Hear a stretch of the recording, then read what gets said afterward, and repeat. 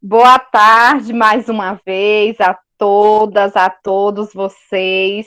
Com muita alegria, com muita satisfação que nós estamos aqui reunidas mais uma tarde desse nosso curso que já ganhou um espaço no nosso coração e a gente já está sentindo saudades. Acho que o encontro de hoje já é um pouco melancólico, muito saudoso nesse sentido de pensar o que foi esse ano para a gente aqui ao longo do curso. Então, desde já, receber vocês com esse coração grato, com essa alegria, com essa oportunidade de estarmos juntos e pensando e discutindo esses temas que foram tão relevantes para a gente ao longo desse ano de 2021.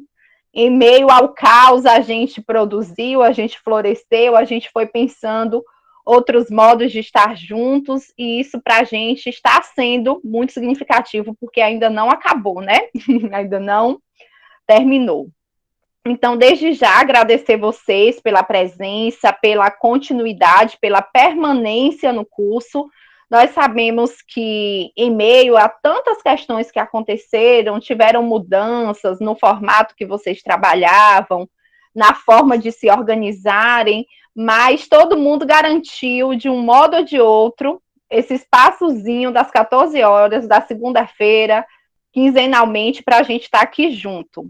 Então, quem fica realmente é porque tem esse interesse, tem esse movimento, tem essa vontade de estar aprendendo e ressignificando juntos, né?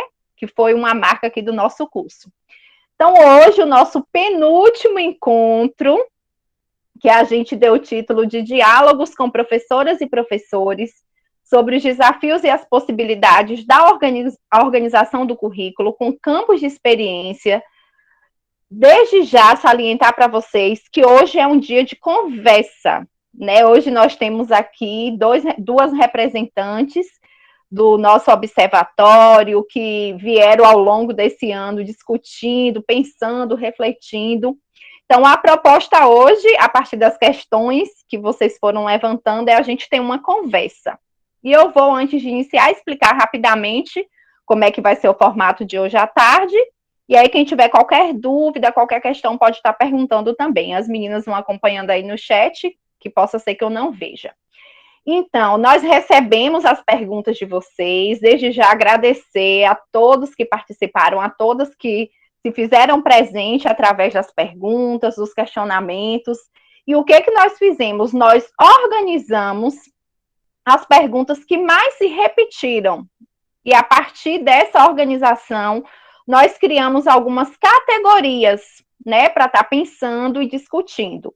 A proposta vai ser essa conversa mesmo com as meninas, com a Helenice, com Leila, que já apresento novamente, e a gente vai ter esse diálogo, esse debate, né? Então a gente já entende que essa participação de vocês já está presente também no formato. Hoje nós vamos até às 16 horas por conta, né, dessa garantia aí da participação de vocês pelas perguntas, né? Tem outras questões também que inviabilizam que a gente vá até às 16h30, mas hoje a gente vai até às 16. E é um pouco isso, né? A partir do que vocês foram colocando, ainda dos desafios, das questões que ficaram, muitas questões se repetiram e a gente organizou em categorias, e hoje vai ser essa roda de conversa, esse espaço de participação, de escuta, né? De vocês terem esse momento garantido aqui para a gente pensar ainda o que ficou de questões e de possibilidades ou desafios ao longo do que foi discutido no curso. Então, antes de apresentar as meninas, só trazendo também outra informação, que hoje nós não teremos memória, né? Hoje a gente não vai ter memória, porque vai ser... E a Necília está aqui falando, né, que ela ia ter que sair também. Então, hoje a gente não tem a memória, mas a nossa memória hoje está muito especial, porque nós vamos ter uma retrospectiva do curso, tá? Então, eu já vou chamar as meninas aqui, né, só para a gente saber, vocês, né, saberem mais uma vez quem vai estar com a gente, aí eu explico um pouquinho do que vai ser esse momento da nossa memória. Então, hoje nós temos aqui novamente conosco a professora Helenice de Brito, a nossa coordenadora do observatório, professora do Campus 12, que esteve com a gente aí ao longo de tantos encontros, dialogando, levantando questões com a gente. Então, Ellen, desde já, muito obrigada, tá, por estar aqui hoje, nesse penúltimo encontro, nesse lugar aí, né, de mediadora com as questões, e a nossa querida professora mestra Leila Lobo, que já está aqui também. Gratidão, Leila, né, você representando os professores que estão, né, lidando com essas questões, que está lá na ponta discutindo, problematizando o tempo todo, nos ajudou tanto aí ao longo desse curso, trazendo as suas experiências, a sua curiosidade, o seu modo de ser e estar com as crianças, os bebês. Então, obrigada, viu, Leila, mais uma vez, representando também, faz parte do nosso observatório também. Então, muito obrigada. Depois, se vocês quiserem se apresentar mais formalmente. Então, é isso, meninas e meninos. Hoje nós temos aí essas duas queridas que vão estar nas conversas aqui conosco. Mas antes, a gente vai ter esse nosso momento de retrospectiva, tá? Depois eu vou apresentar as questões para vocês. Mas vamos começar logo com a retrospectiva, né, Ellen? Depois a gente lê as perguntas. Então, é isso. Gente, tá realmente imperdível, né? A professora Helenice fez o roteiro com a retrospectiva do curso ao longo desse ano, e Milena, Jaine, que são bolsistas do projeto de Guanambi, e Paula organizaram um vídeo, narraram, e, na verdade, elas eternizaram, né, essa proposta do curso. Então, desde já, obrigada, Ellen, obrigada, Milena, Jaine, Paula, pelos créditos aí da produção, e vamos lá acompanhar a retrospectiva aí do nosso curso.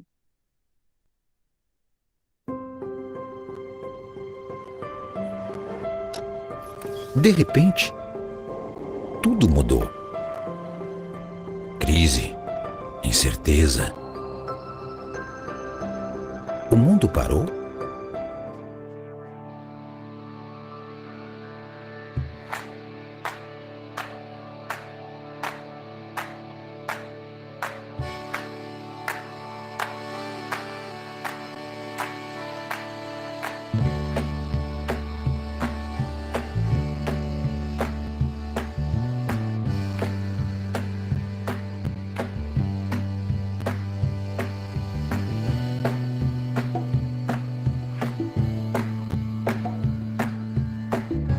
Para professores e professoras, 2021 começou com a necessidade de reformular os currículos da educação infantil. Foi aí que o OBEI organizou o curso sobre os campos de experiência. Já no primeiro encontro, aprendemos que o cuidado com o desenvolvimento dos bebês e das crianças é que fundamentam práticas que ampliem suas experiências no mundo. É pelo cuidado que organizamos contextos de experiências diversos.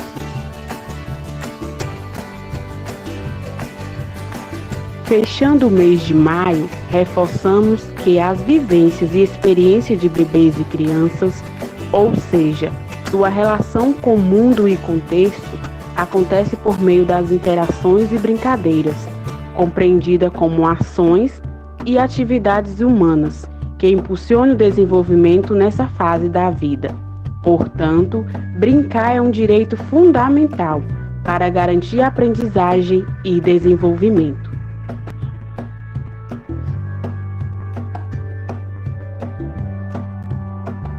Começamos junho pensando de que modo nossas práticas consideram a participação e o protagonismo dos bebês e crianças. Chegamos à conclusão de que a pedagogia da escuta é uma possibilidade para criar contextos de experiência, observar e registrar os saberes das crianças, interpretar esses saberes e propor novos contextos que permitam ampliar o que as crianças sabem, pensam e imaginam. No aniversário de Anísio Teixeira, recebemos um convite para organizar o currículo do Centro de Educação Infantil a partir dos direitos de aprendizagem e desenvolvimento, ou seja, que garanta contextos para conviver, explorar, brincar, conhecer-se, expressar.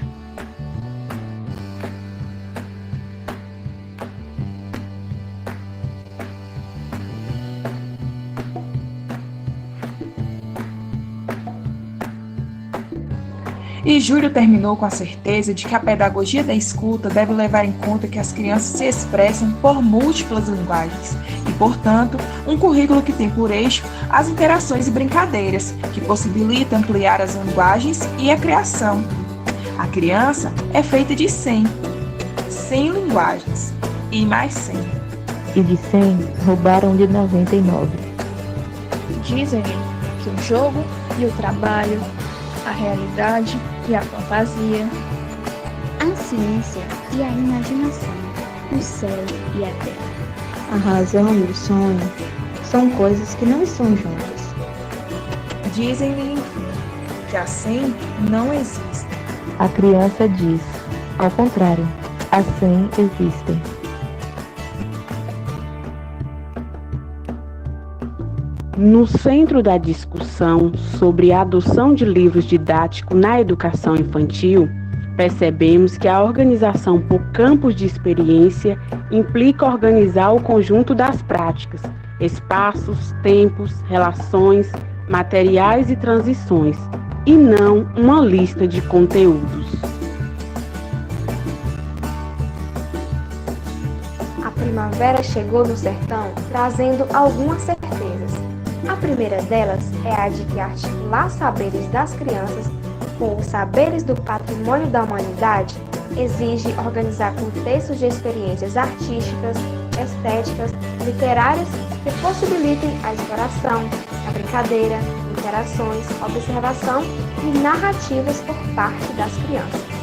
Organizar contextos com intenção, observar, interpretar, propor novos contextos. Nos contextos criados, as experiências literárias são fundamentais para o desenvolvimento da imaginação e da narrativa. O livro que queremos é o de literatura. Algumas aprendizagens do encontro de outubro. Repensar o currículo por datas comemorativas, fazer uma sala em centro de educação infantil com produções culturais das crianças, escolher materiais e práticas que respeitem o princípio da diversidade, experiências interculturais, respeito, valorização das culturas infantis.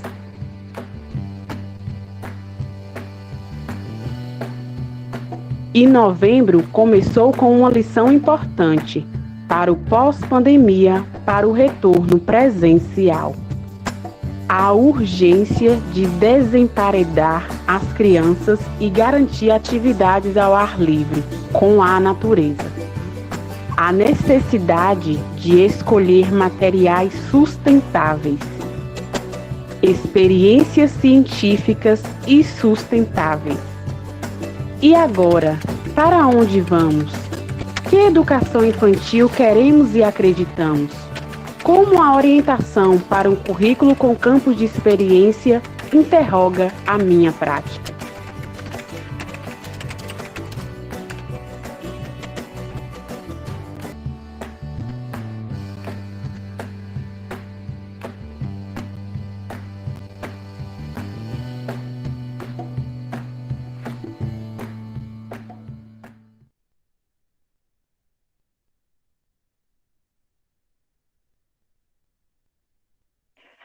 Ai, gente, eu tive que beber até um pouco de água aqui, porque realmente encantada, emocionada, maravilhada. E gratidão a vocês, a nós que construímos e que fizemos esse curso com muita força, com muita garra, com muito conhecimento. E assim, eu acredito que a gente pode falar que a nossa prática, o nosso modo de perceber os bebês, as crianças, a educação infantil, foi um antes e depois desse curso. Tanto para vocês que estão fazendo, né, como para a gente que está aqui na organização. Não tem como a gente pensar a nossa prática, as nossas ações, sem colocar aí um antes e depois desse curso de extensão, né? Vai ser AC agora antes do curso e DC depois do curso. Né? Então, obrigada, meninas que produziram esse material. Depois a gente vai postar na página também, né, Ellen? Obrigada a todo mundo que faz o observatório, quem abraçou esse curso. Gratidão, maravilhada. Parabéns aí a nós que estamos aqui juntas e juntos, tá bom? Gratidão. Então é isso, meu povo. Vamos lá começar, né? Vamos lá começar. Vou pedir a Mi, por favor, Mi, que você compartilhe aí o material. Então, Ellen e Leila já estão aqui. Eu vou fazer a leitura aqui para vocês, para que todo mundo conheça, né? Saiba aí quais são as questões que serão discutidas hoje, e aí depois a gente vai voltar com cada questão. Então, pode passar, Mi, como eu coloquei para vocês, hoje vai ser essa roda de conversa, e eu vou trazendo as questões, e as meninas vão aí participando do bate-papo. A primeira questão, né, repito mais uma vez, que se várias questões chegaram, mas a gente pegou as que mais se repetiram e organizamos aqui em categorias. Então, a primeira questão, como planejar o trabalho, o plano anual, quinzenal e a rotina? A segunda questão, como conciliar a proposta do professor e o que as crianças trazem no planejamento? A terceira questão, como trabalhar leitura e escrita? A quarta, como fazer o relatório ou como avaliar, registrar o trabalho no diário de classe? A quinta pergunta, como efetivar a proposta frente à resistência das famílias, ou seja, o que precisa ser feito em relação ao diálogo com as famílias, né, com a classe? Pode passar a Mi. Como trabalhar com a quantidade de crianças nos espaços que nós temos? Como acolher essas crianças agora nesse retorno presencial? E é isso. Então, essas são as questões, né, para vocês saberem. Pode voltar a mim lá para a primeira. E vamos lá, meninas. Ellen, Leila, qual de vocês aí vai começar? Então, a primeira pergunta, né? Como planejar o trabalho, o plano anual, quinzenal e a rotina? Aí vocês fiquem à vontade, né, para antes, se quiserem fazer também algumas primeiras palavras antes de comentar sobre a pergunta. Boa tarde. Então, fiquem à vontade. Boa tarde, Lari. Boa tarde a todas as pessoas que estão aqui com a gente. Leila e eu, Lari, nós combinamos sempre assim, eu começo e ela dá continuidade, né? Porque como ela vai trazer alguns elementos lá de como isso acontece, né? De como que ela tem pensado isso no cotidiano da escola, então a gente vai dividir dessa forma. Mas eu penso assim, como a gente tem, né, 6 questões e que são muito densas, eu acho que se você puder, de repente, também controlar um pouquinho aí do nosso tempo, ver quanto tempo mais ou menos que a gente pode gastar em cada questão, eu acho que ficaria interessante, né? Porque a gente conversa demais mesmo, daqui a pouco a gente fica só não. Até porque, gente, obrigada, né? Cada pergunta dessa aqui é uma semana de curso. Não vou dizer nada, não, mas enfim. Aí eu vou pedir a Milena o seguinte. Não, acho que pode deixar, né? O que você acha, Leila? A gente tira o slide? Acho que é melhor tirar, né? Então, pronto. Ô, Mi, você pode tirar, por favor? E aí, Lari, como ela tem lá, né? Ela pode ir retomando as questões, porque também o interessante, como é diálogo, né? Que a gente se olhe. Quem que puder ligar a câmera, eu acho que seria interessante também, para a gente ter ideia também para quem que a gente está falando, quem são vocês, né? Daí a pouco a gente encontra com alguém aí na rua, na fila do banco, vocês falam, Helenice, mas quem é, gente? Nunca vi, meu Deus. Quem é essa pessoa? Porque nossa cara já está manjada aqui, né? Mas a de vocês, não. Mas então é isso, assim, eu quero começar já agradecendo mesmo, né, pela participação. A gente vai ter esse momento no nosso último encontro, mas assim, pelas perguntas, pelas questões. E eu achei super interessante, assim, né, as questões, porque eu acho que elas dão ideia. As questões são ótimas, porque no fundo elas dizem assim, e agora? E agora, José? Né, como que a gente faz? Porque se a gente observar lá, a primeira pergunta, planejamento. A segunda, ação. Né? Como é que a gente faz para conciliar, né? Ou seja, articular os saberes da criança com o do patrimônio? Então, é a ação pedagógica, né? A leitura escrita, que está dentro também dessa questão da ação pedagógica, aí a avaliação e a comunicação com as famílias, ou seja, no fundo, aí agora, José mesmo, né? Como que a gente efetiva essa proposta? Né? Eu acho que a pergunta é um pouco essa. Difícil, né? Porque é um processo que não é assim tão simples, né? A gente está aqui 1 ano, né? Já desde maio discutindo isso, né? Assim, com vocês, mas o grupo já tem desde 2016, né? Se debruçando sobre isso, 2017, mais precisamente. Aí eu fiquei pensando, assim, em alguns pontos, né? Eu não sei se Lari quer falar em relação ao tempo, você conseguiu ter uma ideia, Lari? Sim, Ellen, né? Como a gente vai até às 16 horas, a gente pode ter aí uns 20 minutinhos para cada pergunta. Pronto, então 10, 10, eu e Leila. Aí eu acho que seria legal você Pronto. controlar, amiga, se você puder colocar no chat, Pode viu? deixar que eu controlo. Vou colocando aqui. Pronto. Aí, assim, a primeira questão, então, é como planejar, né? E aí, quem fez a pergunta, assim, como apareceram algumas perguntas sobre planejamento, né? Então, tem planejamento do plano de curso, enfim, do espaço, da rotina, do plano mesmo do professor, da professora, enfim.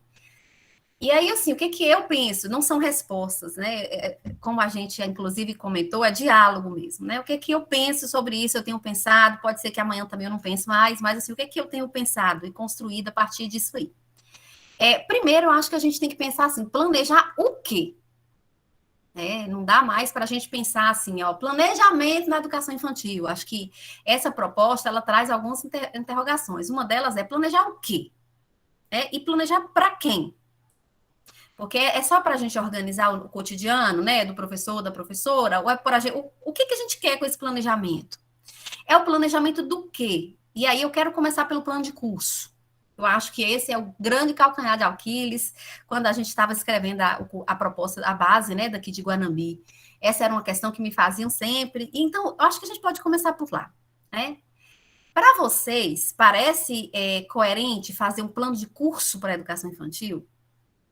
Comecem a interrogar os nomes que a gente utiliza, né? A gente veio ao longo desse curso problematizando que a educação infantil não é escola, não é ensino, não tem o mesmo objetivo que o ensino fundamental, né? E, no entanto, a gente vê esses nomes, né? Plano de curso, né? Aluno, formatura, acredite, né? Tem escola aí organizando formatura, comprando anel de formatura para a criança. A gente insiste em colocar, né, esses rituais da escolarização ao longo da vida para a educação infantil. Eu tenho pensado assim, tem plano de curso? Porque um curso significa que alguém vai cursar alguma coisa, né? E que você tem que saber onde você começa e onde você termina, que é o curso, por exemplo, que vocês estão fazendo aqui hoje. A educação infantil, eu diria, não tem plano de curso. Então, eu não me preocuparia, assim, o pouco conhecimento que eu também tenho de escolas que já trabalham com campo de experiência também não fazem plano de curso, até porque nós temos uma base. Nós temos uma base, né? Aquela base, ela já dá uma ideia do que deve ser esse trabalho. Agora, eu problematizaria já por aí, né? Acho que tirar a ideia de plano de curso já é um bom começo, né? Para mostrar que eu não estou planejando, para mostrar para a Secretaria de Educação, nem para a coordenadora, né, nem para o CETEP, né, Jamile? Acho que a ideia é assim. Agora, se a gente quer fazer, né, um plano de atividades, de trabalho para a turma, para a turma do berçário, do maternal 2, e a gente quer pensar isso, aí sim, então vamos planejar. Agora, final do ano, a gente vai fazer jornada, vai reunir com os professores. Eu falava isso em 2017 aqui em Guanambi, talvez naquele momento as pessoas devem ter pensado, essa mulher é doida, né? Mas eu acho que é isso mesmo, a gente tem que começar pensando, planejando isso, olha, como é que vai ser? Que espaço? Essa sala que a gente tem, da forma como ela está organizada, atende a essa proposta? A forma como, as estantes que a gente tem atende? A forma como a gente faz mural atende? A forma como a gente organiza a porta, a entrada, atende a essa proposta? A rotina que a gente tem atende a essa proposta, né? Os materiais que a gente tem atende, se não atende, que materiais a gente precisa? Aí fala, mas a secretaria não vai providenciar isso, não. Ok, mas e a gente está lutando por eles? A gente fez lá uma lista para mostrar assim, ó, para desenvolvimento desse currículo, a gente vai precisar de outras estantes baixinhas, que a gente possa dividir melhor a sala, nanana. A gente fez essa solicitação, porque se a gente não fizer, também nunca vai ter, gente, né? A gente elaborou, né, assim, agora, a demanda agora é as escolas elaborarem um currículo. Então, pronto, é elaborar o currículo. Elaborar, a gente fala de projeto político-pedagógico, né? Então, elaborar o currículo da escola, que no fundo é isso. Né? Como que a gente vai organizar, né, o espaço, a sala? Não, gente, eu digo assim de antemão, da forma como está organizado, dificulta. A gente tem experiências aí das meninas, inclusive elas apresentaram aqui, Tiago também apresentou em alguns momentos, mas a gente percebe que é um professor e professora tentando fazer um trabalho dentro de uma estrutura que não atende. Ok, então o que a gente tem que pensar? A gente tem que pensar o conjunto das práticas. Não é isso que está lá? O que é o currículo? Conjunto de práticas. Então, o que a gente tem que planejar? O conjunto das práticas. Quais são as práticas? Aí eu acho que a base, ela dá pistas, porque lá está espaços, tempos, relações, materiais, transições. Então, tem que sentar agora, no início do ano, não é para planejar curso, é para planejar o conjunto das práticas. Como que vai... E aí, gente, é o conjunto das práticas mesmo. Vai ter fila? Tem fila para ir ao refeitório, né? Para que tem fila? Por quê? Qual é a função da fila, né? Como que vai ser o almoço? Como que vai ser o café? Por quê? Quem vai fazer o café? Em que condições que eles vão acontecer? Como que a gente vai oferecer os alimentos para as crianças nessa nova proposta? É a gente empurrando lá nos meninos ou eles vão ter direito a uma mesinha bonitinha que a gente vai preparar com uma toalha, que cada dia da semana vai ter lá uma mensagem legal, que as crianças possam escolher os alimentos, que os alimentos vão vir com nomes. A partir de agora, a gente vai colocar o cardápio do dia escrito, já entrando na pergunta sobre a escrita. Né? Que todo o cotidiano esteja escrito, né? Então, eu acho que esse é um ponto. Planejar o conjunto das práticas. Não dá para chegar lá agora e planejar curso, porque aí eu acho que é o grande nosso erro já de algum tempo, é planejar o curso. A estrutura está desabando na nossa cabeça, a gente está planejando o curso, né? Agora, vai acontecer da forma como eu planejei? É um ponto. Aqueles problemas, né, que impedem que aconteça da forma como foi planejado no currículo daquela escola precisam chegar para as secretarias. Dizer, olha, nós vamos ter que repensar. Esses móveis, esse mobiliário não dá mais conta. E eu já estou antecipando para vocês, porque o FNDE, a partir de 2022, eles vão elaborar edital para mobiliário. Então, é o momento. Né? A gente precisa dizer qual é o mobiliário, então, né? E aí, inspirar mesmo, gente. Tentem pesquisar quais são as escolas que trabalham com pedagogias da escuta, sabe? Qualquer pedagogia da escuta, né? Eu não gosto de italiano porque italiano é europeu e eu não dialogo com esses referenciais. Pronto, vai para outros, né? Vai para Maria Amélia Pereira, vai para outros brasileiros, vai para a Escola Plural de Miguel Arroio, vai para o próprio Paulo Freire para a gente pensar círculo de cultura, que a gente vai ver que a gente vai precisar, né, de espaços que garantam autonomia, participação, a brincadeira, trabalhos em pequenos grupos, acesso das crianças aos materiais, então, etc. Esse é um ponto. O outro ponto é a gente planejar realmente a rotina, porque isso não tem jeito. Né? A dinâmica de trabalho, assim. A criança chega às 7, sai às 5 da tarde. Eu preciso ver, né? Eu estou dentro de uma instituição, a gente precisa pensar realmente alguns horários.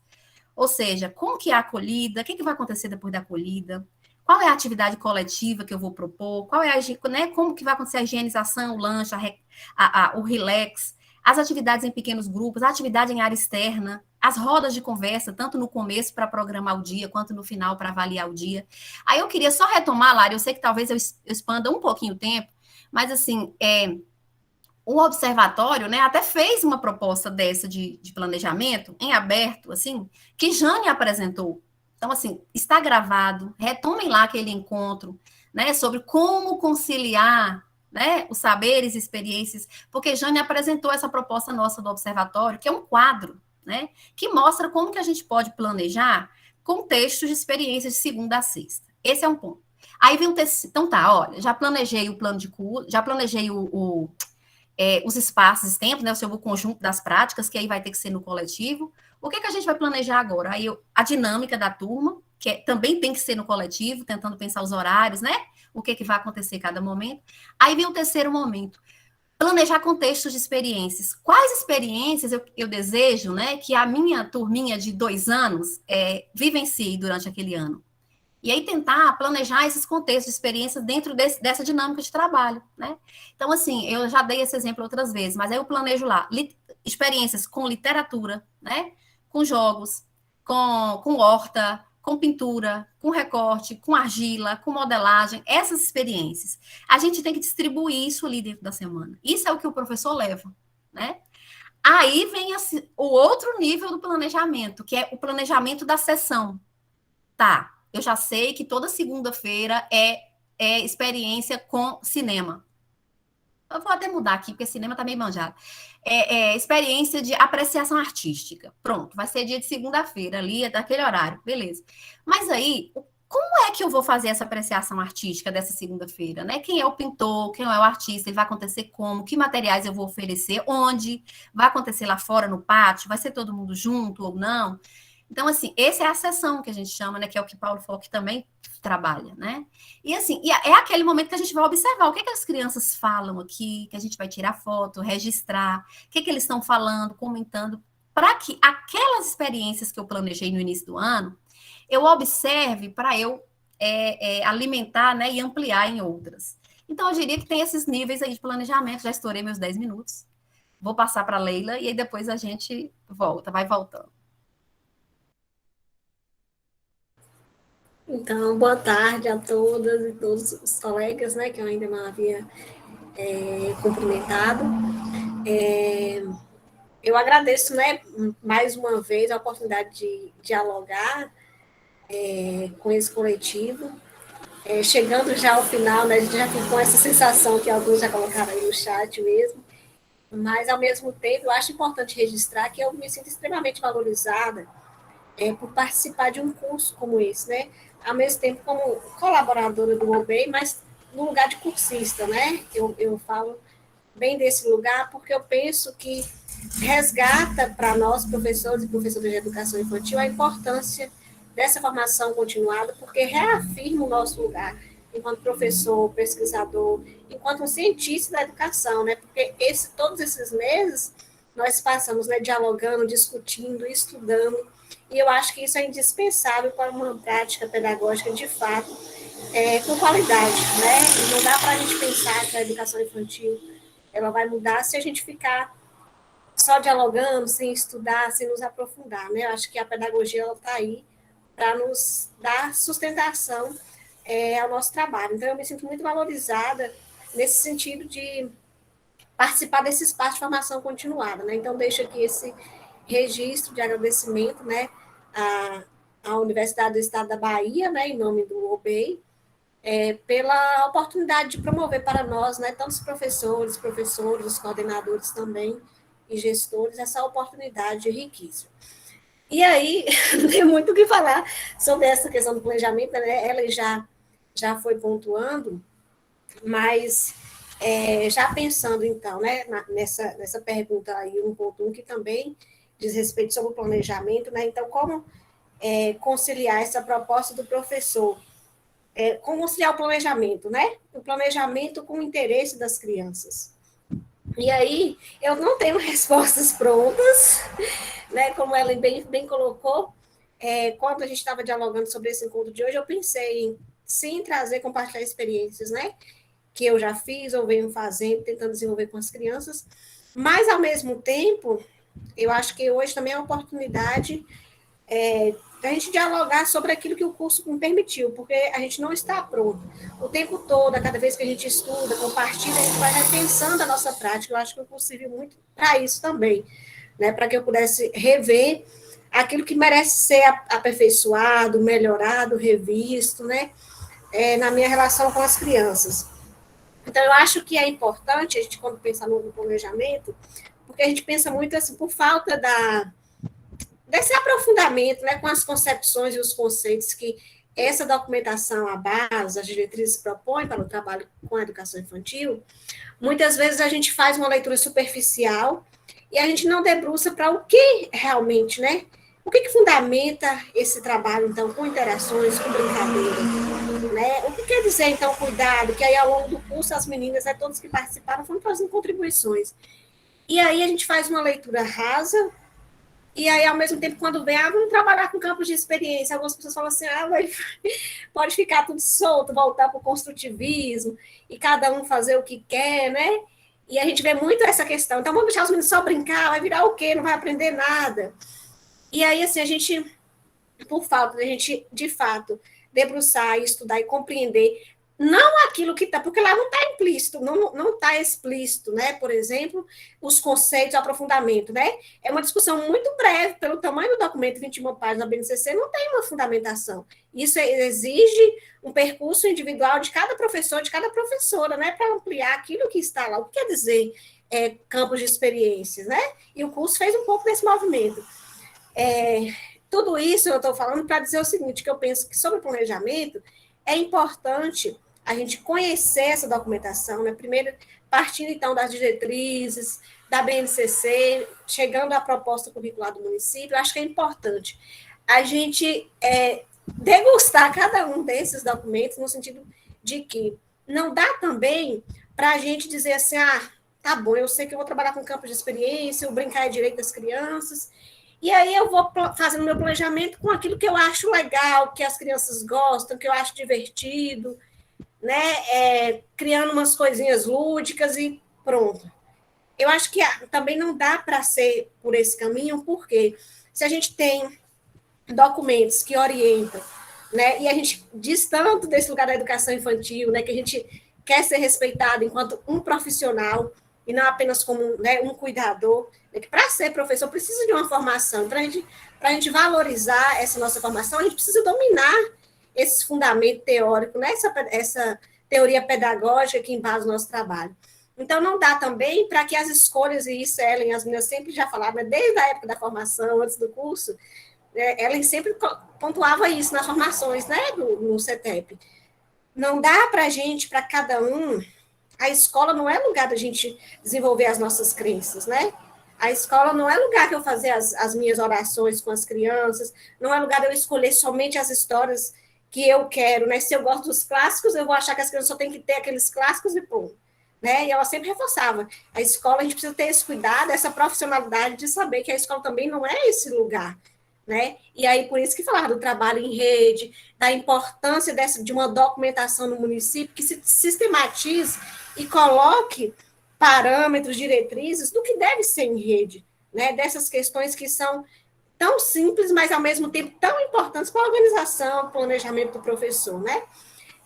E aí, quando a gente parte desse princípio de conhecer essa documentação, né, se eu sei o que eu preciso oferecer para as crianças, não da mesma forma que está no fundamental, né, que lá já vem listado as unidades, o que cada unidade precisa desenvolver, precisa alcançar. A gente não tem esse modo, né, essa divisão por unidade, do que precisa aquela sequência que tem que ser física. Mas eu também não posso perder de vista de que eu preciso dar conta, de certa forma, de garantir, de ofertar às crianças tudo aquilo que aquele documento diz que deve ser uma prática pedagógica, educativa com as crianças na escola. E aí, como que eu vou fazer isso com que as crianças trazem? Porque o nosso conceito de planejamento, a gente vem muito do planejamento que é feito da forma que é organizado no fundamental, né, como Ellen coloca aqui. Então, não cabe plano de curso. Então, e cabe planejar da forma que os professores do ensino fundamental planejam? Como que então é planejar a criança como centro do planejamento? Né? Eu fico me perguntando, não estou dizendo que eu faço, que eu já tenho a resposta, mas eu fico perguntando, então, como que é planejar? Primeiro, eu, enquanto profissional, ter o conhecimento do que as diretrizes, do que as orientações, né, propõe que deve ser o trabalho na educação infantil, e a partir disso, fazer essa pedagogia da escuta, né? De escutar o que essas crianças, então, que curiosidades elas têm. Porque a gente, assim, nós temos a concepção de que a gente deve começar o ano, às vezes a gente já tinha os projetos prontos na escola, né? Cada período tem esse projeto. No primeiro semestre tem esse projeto, depois chegando ali em maio, junho, já tem esse, tem aquilo. E aí a gente fica um pouco formatado, às vezes, né? As escolas formatam aos projetos que a gente acha que deve ser. E muitas vezes esse projeto, aí você tem um projeto lá, fala assim, a alimentação vai ser lá no final do ano. E aí, no início, as crianças já trazem curiosidades, questões, que você não precisa esperar, né? Você não precisa esperar o segundo semestre, porque você está desenvolvendo autonomia, né? E tirar essa divisão, a gente romper com essa divisão de que as coisas precisam ser nessa ordem. Eu acho que o curso deixou muito claro isso, que os tempos, né? Não dá para dividir, o tempo todo tem autonomia, o tempo todo tem todas essas questões, né? Se a alimentação, se o banho, se ir ao banheiro é educativo, então eu não posso querer fazer só no primeiro semestre o projeto de autonomia, né? Eu desenvolvo o ano todo, eu desenvolvo 24 horas que eu permaneço com a criança, eu ali na relação com ela está desenvolvendo sua autonomia a partir do que eu promovo, né? Do que eu permito. Então, eu acho que é importante a gente dominar essas questões, até porque, para justificar o nosso trabalho com as famílias, né, para essa defesa, porque tanto famílias, muitas vezes gestores, muitas vezes próprios colegas não acreditam no nosso trabalho, no sentido assim, né, por diversas questões, acham que essa não é a melhor forma. Então, a gente precisa estar fundamentado e firme das nossas escolhas, porque isso também nos garante respeito das famílias, né, e, ao mesmo tempo, o convencimento de que, de fato, essa forma de relacionar com as crianças, ela tem um motivo de ser, ela promove o desenvolvimento, né, as crianças aprendem, as crianças se desenvolvem, e de forma muito mais satisfatória, talvez, do que repetir outras práticas, né, que são, vamos dizer, como arroio antipedagógicas. E aí, eu acho, o tempo é hilário. Eu penso que outra questão importante também é a gente pensar assim, se o planejamento, né, a gente precisa, enquanto profissional, a gente não precisa ter um planejamento, a gente precisa pensar materiais, né, contexto, espaço, tempos materiais, conhecer o que diz a documentação e também conseguir conciliar as curiosidades e hipóteses, o que as crianças pensam, falam, né, e querem aprender. E aí, o que a gente faz com isso, né? Eu acho que as experiências compartilhadas aqui também já deram algumas pistas, né? Por exemplo, de que a gente parte do cotidiano. E aí, por isso que eu volto mais uma vez e arremeter a fala inicial de que eu acho que o curso nos valoriza enquanto profissionais, né, pesquisadores. Porque, assim, já é consenso, então, que parte do cotidiano das crianças. A gente precisa considerar as curiosidades, o que ela vivencia, a cultura, né? O que é aquela família, né? O que é aquela criança que vive no campo, se ela tem um contexto lá de ter, né, por exemplo, a casa de farinha, né? Ela vive em associações, ela tem uma cultura própria, por exemplo. Aí a gente sempre fala, todo mundo fala que é importante a gente conhecer as culturas das famílias e trazer isso para a escola. Mas trazer isso como, né? Como que a gente vai trazer isso para a escola? Para repetir o que ela já está vivendo lá? Ou para ampliar? Né? E se for para ampliar, como que a gente amplia isso que as crianças vivenciam? Você quer falar agora, Lara? Eu vou aproveitar e fechar minha janela, porque está chovendo. Eu tô na parte chata de controlar o tempo de vocês, meu Deus. Mas eu tô tentando pensar assim, meninas, para a gente dar conta, né, de discutir todas as questões. Aí, Leila, você tem mais um minutinho para fechar, que eu vou me reorganizar aqui no tempo para dar conta a gente discutir tudo, viu? Senão a gente não consegue. Pronto, vou tentar fechar aqui. Aí, voltando, né? Como que a gente parte do cotidiano e amplia no sentido de superar, então, esse cotidiano? Porque também, se a gente falar, a gente precisa trabalhar o cotidiano das crianças, e aí a escola vai ficar só nessa questão de trabalhar o cotidiano, ou ampliar esse cotidiano, e como ampliar, por exemplo, né? Não dá para a gente ampliar se a gente também não tem esse outro perfil de estudar, de compreender, de desvendar aquilo, porque o que é aparente, o que ela vê, a forma de fazer farinha, então isso aí a criança já domina, porque se ela está vivenciando ali, né, se os seus pais têm como atividade laboral isso, se ela percebe, eu não preciso explicar como que faz a farinha, eu preciso explicar outras questões que não estão implícitas ali, né, outros conceitos que talvez a própria família dela, né, de um modo popular, saiba e tem esse conhecimento, mas eu preciso ampliar aquilo que não está aparente nesse processo que é tão cotidiano dela. Né? Eu estava citando até um exemplo, por exemplo, a questão da Biomi. Né? Eu mesmo já trabalhei de forma equivocada. A gente tem o discurso de que a boneca Biomi é uma boneca que era produzida, né, pelas mulheres, pelas mães, nos navios negreiros, né, rasgavam um pedaço das saias para fazer as bonecas. Inclusive, já fiz projetos com isso com as crianças, trabalhamos isso, elas construíram e tal.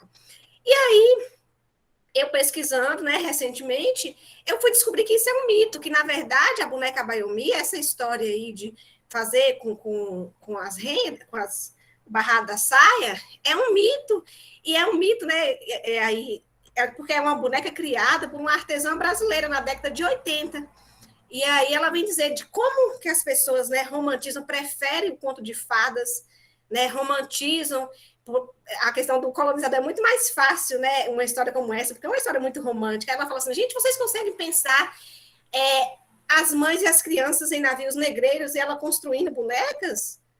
Primeiro porque não tem registro histórico de que as crianças eram trazidas nesses navios negreiros, porque as crianças não tinham valor nenhum. Era alfabeto dos grandes pesquisadores, historiadores, não tem registro de que as crianças eram trazidas nesses navios negreiros, e quando eram jogadas ao mar. Então, é uma história que não tem registro histórico de que ela pode ser verídica. E aí, tão invisibilizada ainda, né? Então, é uma boneca que foi criada por uma artesã, né, que nasceu no Maranhão, e aí foi para o Rio de Janeiro, fazia um trabalho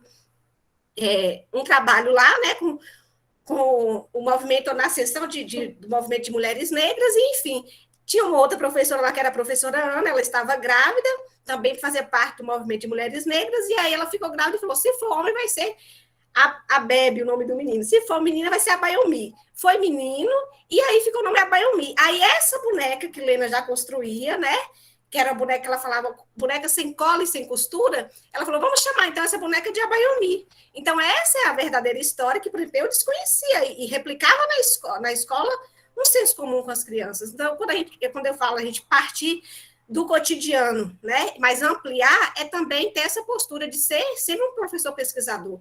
A gente não repetir todo ano as mesmas coisas, não pensar que o que a gente sabe é suficiente.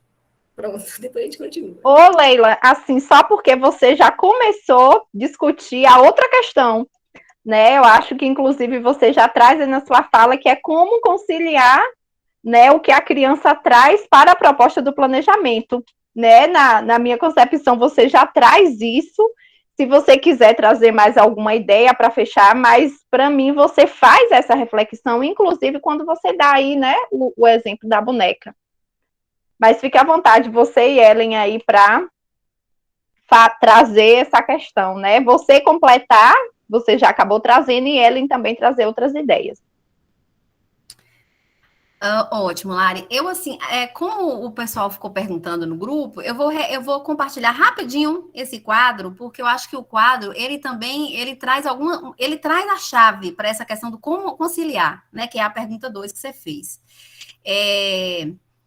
Rapidamente, aí quando aparecer, vocês me falam, tá?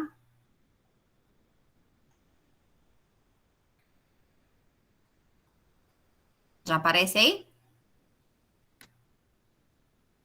Já? Sim. É porque eu não vejo vocês, tá? Tô aqui ceguinha, mas bem rapidinho, né? Esse foi o quadro, né, que Jane apresentou no encontro de agosto, né? Eu não lembro bem a data, acho que pelo nosso cronograma que foi dia 16. Né? Então, vamos pensar aqui rapidinho, só para a gente pensar essa questão do conciliar que eu estava falando, porque tem a ver, né? É uma pergunta que ela está dentro do planejamento, porque para conciliar eu tenho que planejar. É isso que Leila falou, para a gente não cair, né, no espontaneísmo. Deixa eu ver essa história que é legal, vou levar hoje. Amanhã, deixa eu ver, não tenho nada para fazer, mas essa pintura que serve. Não é isso, né? Eu acho que a gente precisa realmente fazer um trabalho mais amarradinho, né? E aí eu acho que as coordenações, a coordenação pedagógica nas escolas, né, nos centros de educação infantil, podem fazer esse trabalho de arrumar isso, né? Arrumar a casa, deixar a casa mais arrumadinha, digamos assim, para que as professoras e os professores possam fazer esse trabalho. Então, olha aqui, né? Isso que está em negrito aqui, né? Horário, dia da semana, vamos chamar isso aqui de dinâmica da turma, né? A gente precisa trabalhar com essa questão do horário, do tempo, não tem muito jeito, né? A gente sabe que isso está pressuposto porque é coletivo, né? Porque envolve outras pessoas. Aí a gente começa aqui, né? Acolhida da turma, mas acolher a turma é só entrar? Entrou na escola e sentou? Porque o que a gente vê hoje, na maioria das vezes, é esse modelo de ensino médio, de universidade, sabe? Que a criança entra, senta, né, guarda a mochila e vambora, que agora vai começar a aula, né? E a educação infantil não é isso, né? Eu acho que, no fundo, volta de novo naquela nossa concepção de que a educação infantil não tem como objetivo, né, a escolarização formal, essa escolarização tal qual a gente conhece, né? O objetivo dela é criar um contexto social de desenvolvimento humano, né? Ou seja, para que essa criança se desenvolva plenamente, né, todas as suas funções, né, na sua integralidade.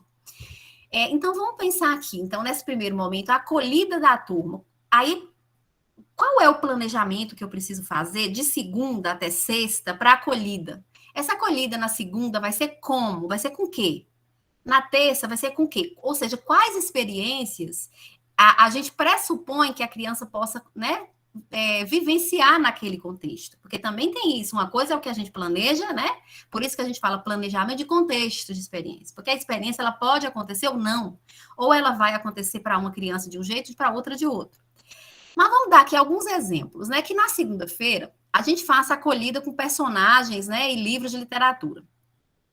E que depois a roda de conversa, ela seja sobre qual personagem, né, ou qual história ficará com a turma durante a semana. Aí a atividade coletiva depois seria, né, a contação de uma história, de um livro que, enfim, que veio nos visitar, que é o livro que vai ficar com a turma durante a semana. Que eu acho que é um outro trabalho também para a experiência literária, que Giane chamou a atenção, né? Adriana chamou a atenção. Não é assim, vou ler o livro hoje, aquele livro morreu e acabou e nunca mais ele aparece na escola, né? Porque isso não vai desenvolver muito com a criança, né? A gente precisa, de fato, tentar ter mais permanência, né? Mais durabilidade com as experiências.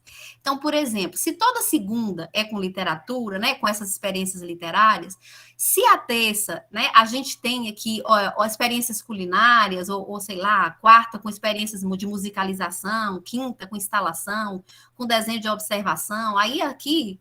Claro, a coordenadora pedagógica fala assim, mas eu não sei o que é isso, então vai pesquisar, né? Vamos pesquisar o que é instalação na educação infantil. E aqui, claro, isso aqui foi um trabalho de pesquisa que o observatório fez a partir da base. A gente pegou lá, campo de experiência, eu e o outro e o nós, por exemplo, né? O que o eu, o outro e o nós está lá pressuposto, né? Experiências que levem as crianças a interagirem umas com as outras, com os adultos, e que levem as crianças a desenvolverem modos de agir e de pensar. Como que as crianças desenvolvem modo de agir e de pensar? Né? É sentada a manhã toda fazendo aquela atividade do livro X? Não é. Né? Então, a gente precisa pensar em experiências que as crianças desenvolvam um modo de pensar e agir. E aí o que a gente costuma dizer é o seguinte, se toda quarta-feira a gente sabe que tem um contexto de experiência com musicalização, isso significa que ao longo do ano, pelo menos, a criança vai ter aí pelo menos uns 40 contextos de experiência com musicalização. Agora, o que vai acontecer nesse contexto de musicalização? Vai ser música do quê? Vai ter um tema? Aí sim, que entra na segunda parte, que é aquilo que eu já observei em outro contexto. Vamos dar um exemplo aqui, né? Que eu acho que aí entra nessa questão da conciliação, né, do que a criança traz, os saberes da criança, com o do patrimônio artístico, científico, tecnológico, né, ambiental, que está lá nas diretrizes. Digamos que lá, né, o contexto de experiência que vocês criaram lá na sexta-feira é desenho de observação. Ou seja, a criança vai observar algo e ela vai fazer um desenho. Esse contexto, gente, na pedagogia da escuta, ele é, assim, super... É o que a gente chama de simbolização. Ele é necessário, ele precisa ter todos os dias. Porque a criança, ela vai aprendendo a representar. O que eu vejo pode ser representado por desenho. Que é algo que as crianças da educação infantil estão pulando, né? A gente acha também que desenho na educação infantil é só dar a folha para a criança, né? Então, assim, claro que a criança pode desenhar a partir de um livro, a partir de um objeto, a partir de uma obra de arte, de uma pintura, de algo, mas precisa ser também coisas que elas veem, né? O ver e o registro. Tá, mas aí digamos que nesse contexto de experiência, né, a professora tenha levado lá uma aranha de plástico. Isso porque ontem, no contexto de musicalização, as crianças estavam cantando a música lá da Dona Aranha Subiu pela Parede, e a professora registrou que uma criança disse que a aranha tinha 2 patas. E a outra disse, não é pata não, é perna, né? Tá, ok. Quantas patas? Não, tem 5, tem 8. Pronto. O que eu vou fazer com isso que eu vi no contexto de experiência? Né? Aí entra a questão da articulação. Eu preciso trazer essa questão da aranha, né? O que é aranha? Que bicho é esse? Como que ele é? Como que ele vive? Que aí entra a articulação do que a criança sabe, conhece, percebe, pensa, age com aquilo que eu posso ampliar o que ela sabe, né? Ou seja, criar novos contextos. Essa questão da aranha, aí ela passa a ser, por exemplo, uma intenção de pesquisa daquela turma, né? Por que a aranha não cai do teto? Aqui foi uma pergunta, aqui, que é até uma pergunta aqui que eu vi outro dia numa formação com Mônica que a gente participou. Por que a aranha não cai do teto, né? Isso foi tirado da conversa lá com as crianças, mas aí entra a minha vez agora de criar novos contextos, ou seja, no outro dia, então, lá naquele contexto de observação que tem toda quinta-feira, vou levar fotos e vídeos de aranha para que as crianças observarem e elas fazerem novos desenhos, né? Porque uma coisa que eu observei, né? Eu acho que o professor Tiago deve estar aí na sala, eu vou até parar de compartilhar aqui. O professor Tiago deve estar aí na sala, ele deve lembrar disso, né? Eu acho que foi a questão da morte, Tiago, depois você me lembra aí. Que, assim, uma coisa é a criança desenhar a morte só a partir do que o professor fala, o que ele pensa, minha avó morreu em casa, e a outra coisa é o desenho sobre morte a partir da literatura. Né? O professor contou várias histórias sobre morte, ou seja, você enriquece o repertório cultural daquela criança, né? E é claro que esse desenho dela também vai ficar mais rico. Outro exemplo é da manga lá com Karina, né? Olha, e aí, tá, a manga caiu do pé, mas como foi essa queda? Vocês vão contar para mim, né? Isso lá no desenho de observação. As crianças vão fazer lá, que é o contexto de simbolização. As crianças desenham a manga caindo, é uma coisa. A outra coisa é Karina dizer, então vamos ver como que é isso, né? Como que é uma manga que cai? O que acontece com ela quando ela cai? Vamos observar. O que aconteceu agora? Foi a mesma coisa que você pensou, João? E aí, Maria, por que será que essa caiu forte, fez barulho e essa não, né? Então, assim, aí sim, aí entra o papel da professora articulando, né? Então, isso que Leila falou é importantíssimo.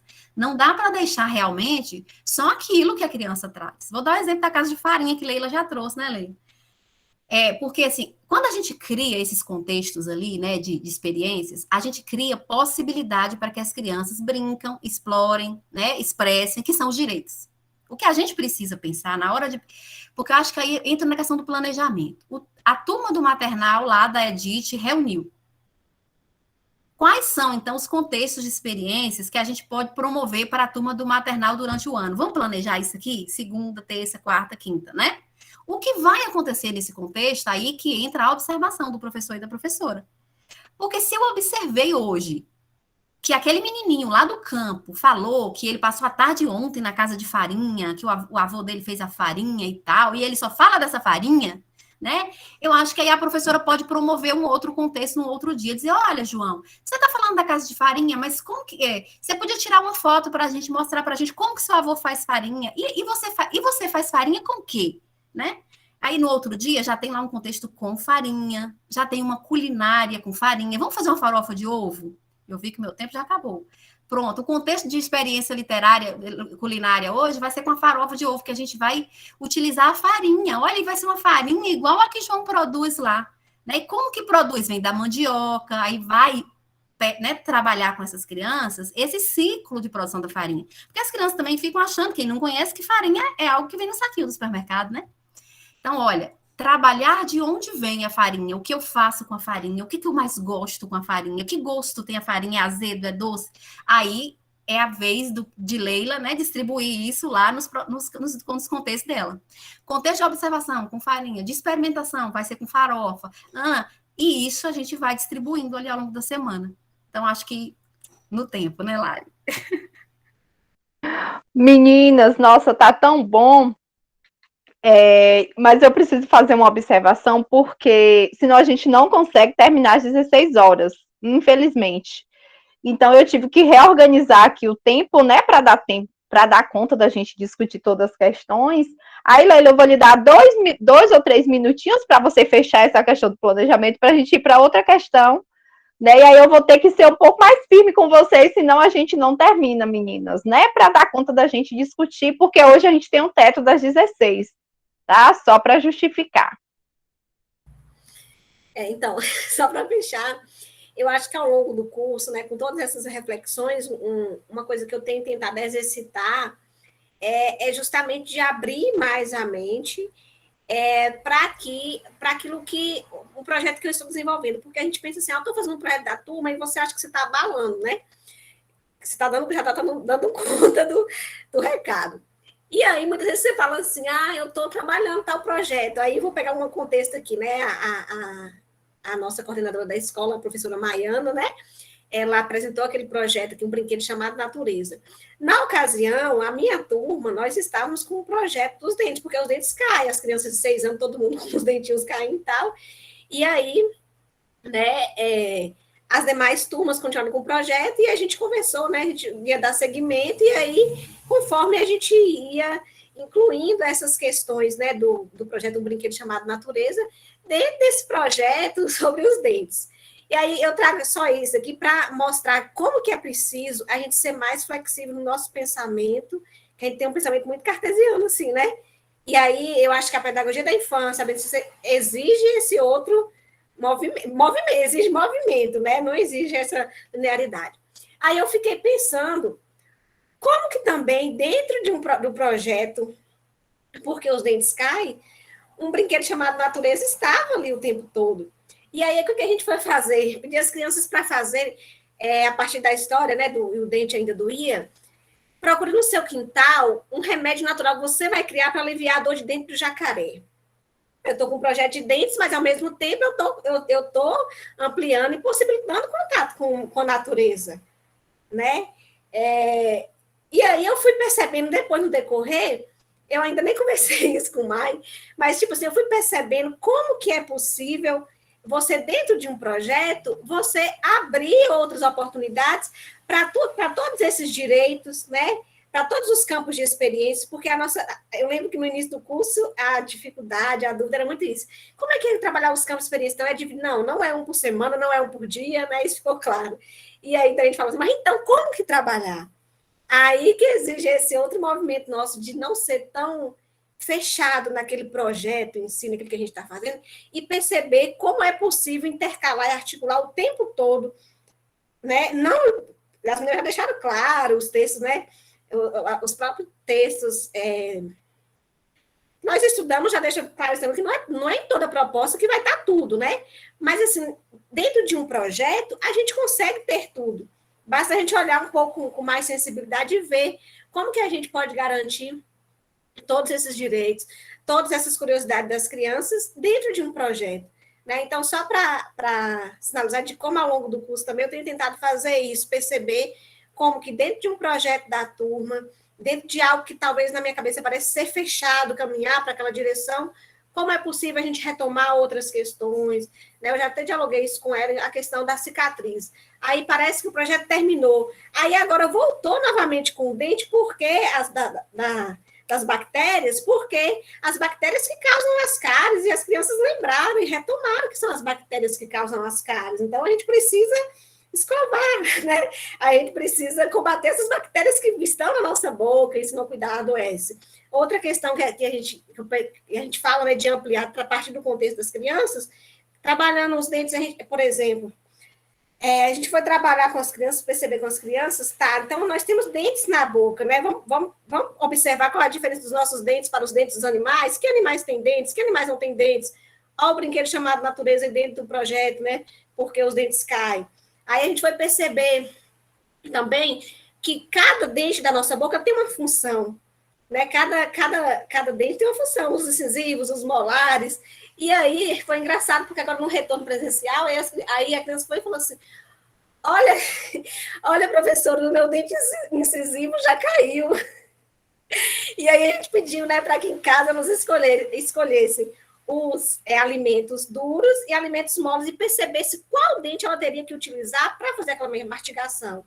Né? Então, ela foi perceber através de coisas que tem na casa dela, alimentos que sejam duros, que sejam moles. Por exemplo, a banana, ela consegue mastigar com os dentes incisivos, com os dentes da frente. Tipo, é algo que parece tão assim, mas que a criança não tinha observado, não tinha parado para pensar. Muitas vezes nós mesmos não paramos para pensar. Mas quando é a cenoura, ela não consegue morder a cenoura com os dentes incisivos. Né? Ela precisa dos dentes caninos para morder a cenoura. Aí depois ela vai usar os molares para mastigar essa cenoura. E aí são coisas assim que, quando a gente fala de ampliar, isso, é partir daquela mastigação, todo mundo mastiga, mas e conhecer aquilo que está no seu próprio corpo, né? Isso mesmo, Dri, nem nós mesmos sabemos. Quando eu falo essa questão de estudar, é porque tem coisas que eu falo com as meninas assim, eu falo, gente, eu fui descobrir isso agora. A gente passa por um processo de escolarização, mesmo, né, tendo formação, né, superior, pós-graduação, tem muitas coisas que eu não sei, não domino, que eu preciso estudar anos-luz para poder planejar um contexto de experiência realmente qualificado para as crianças. Por isso que eu defendo que a gente estudar nunca é demais, porque cada vez que a gente estuda, cada vez que a gente lê, eu ofereço para as crianças aquilo que tem de melhor, né, de conhecimento científico. E essa é a nossa função. Não dá para, na escola, eu ficar só repetindo. Se eu não pesquisasse, eu ia fazer boneca Baiumi de novo, falando que foi do navio negreiro. Né? Os dentes, se eu não quisesse aprofundar dos dentes, eu iria só falar, só trabalhar a questão do dente, eu não iria nominar que dente e quais as funções de cada dente no processo de mastigação, né? Então, fechando, eu acho que é isso, só para sinalizar de como que o planejamento, né, dá para a gente tentar nesse movimento, nunca terminou o curso, mas acho que esse processo de leitura e estudo deve ser permanente de cada um, ou dos coletivos da escola, né? Porque dessa forma a nossa prática fica mais fundamentada e mais coerente. Muito bom, meninas. Desculpa estar só assim toda hora, porque tá tão rico o que vocês estão trazendo, o pessoal está colocando aqui no chat, como tem sido importante esse esclarecimento de vocês. Outra questão foi sobre o trabalho com a leitura e a escrita. Tá? E aí, meninas, esse vai dar pano para manga, então eu já vou pegar meu dedinho aqui para controlar o tempo. Meu Deus, tchau, gente. Acho que a gente pode fazer outro curso, né, anual, para a gente falar da leitura e escrita na educação infantil, mais brincadeiras à parte. Nem me diga, né? Isso mesmo, Eugênia está lembrando aí no chat, né? Isso mesmo. Quando a gente se abre para as experiências das crianças, a gente também tem que estar preparado para pesquisar. Não é para saber tudo, mas é para saber que se a criança está pesquisando, eu também, né? Não é só a criança. E assim, a Eugênia está lembrando aí, né? Eu fui fazer uma experiência aqui com meu filho, que eu faço essa contrapartida, né? Já que a escola não faz, eu tento fazer, né? De promover, conter experiência. E a gente foi observar as árvores da nossa rua. E aí eu descobri que eu também não sei o nome dessa árvore que existe em Guanambi inteira, e a gente fez uma verdadeira caçada aqui. Eugênia, como é o nome dessas árvores? Ju, e aí vamos para as biólogas e não sei o que, para a gente tentar descobrir qual era o nome. Que árvore é essa? O que ela dá? Então, olha só como a gente também, né, tem a possibilidade de aprender com as crianças. Mas vamos para a leitura escrita, Lari, não preocupa assim, porque assim, eu fiquei pensando também que aquela última questão, talvez ela não seja tão central, sabe? Assim, igual leitura escrita, talvez a gente precisa realmente falar um pouquinho mais. Mas, enfim, pode me cortar nos 10 minutos, estou justificando, não. Leitura escrita, gente, porque eu acho que essa pergunta foi a pergunta que a gente ouviu, assim, o tempo todo, né? Ela apareceu novamente no questionário, mas ela aparecia no chat aqui. Ela aparece desde que eu botei a cara no mundo para falar de educação infantil, alguém me pergunta, né? Então, assim, no nosso clube de leitura, na disciplina com os estudantes da pedagogia, eles perguntam assim, porque fica parecendo, né, que é um trabalho artístico, estético, literário, e como é? Que hora que eu vou ensinar a escrever? Que hora que eu vou ensinar a criança da educação infantil a ler e escrever? Essa é a questão. Aí, meus queridos e minhas queridas, assim, né, lamento informar, né, que assim, a questão é exatamente que talvez aí seja o nosso erro, né, e assim, e caia nessa pergunta de que, mas os pais cobram. Mas não é só os pais, eu acho que a gente também, a gente precisa assumir isso.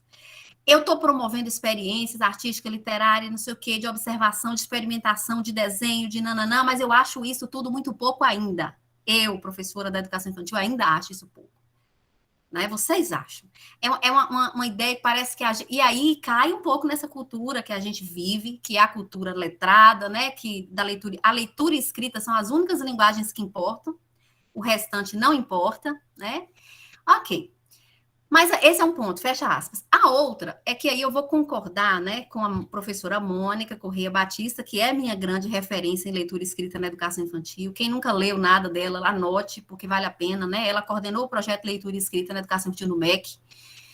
Foi minha professora, né? E minha grande referência. Eu não falo sobre esse tema sem dizer que estou falando aqui a partir do que já aprendi com ela, já li dela, já escutei dela nos cursos, nas disciplinas. Mas olha só. O que ela fala? Ela fala assim, então, já começou errado, porque a gente não ensina a ler e escrever na educação infantil. Né? A gente não ensina a ler e escrever na educação infantil. O que existe na educação infantil é um processo de apropriação da linguagem escrita. Um processo de apropriação da linguagem escrita. Isso significa, então, que a função da educação infantil é, primeiro, garantir que essa criança, né, vivencie num contexto que tenha culturas do escrito, né, onde as coisas estejam escritas, que tenha material escrito e que as professoras e professores escrevam na frente, escrevam o que as crianças falam, etc. Seja um ambiente de escrita. Agora, o que a criança faz é desenvolver a escrita. Ela não é ensinado, né? Não é ensinado. Eu fui lá no quadro, fiz, a criança foi lá e fez, logo ela já sabe ler. Tanto é que a gente sabe que não é assim, né? Ela precisa desenvolver, ou seja, a escrita, ela é assim como a fala, né, uma função cultural superior, a escrita também é, né? E a leitura também é. E a criança precisa desenvolver isso. E para que a criança desenvolva isso, olha que doido, gente. A Mônica fala isso repetindo Vygotsky, que fala isso no 1920. Para ela fazer isso, ela tem que desenvolver a imaginação. É por isso que a gente fala que a atividade que é central na educação infantil é a brincadeira. Não é a leitura, não é a escrita, não é isso, não é aquilo, não é desenho, não é pintura, é a brincadeira, é o eixo, né? Assim que tá lá, é o eixo.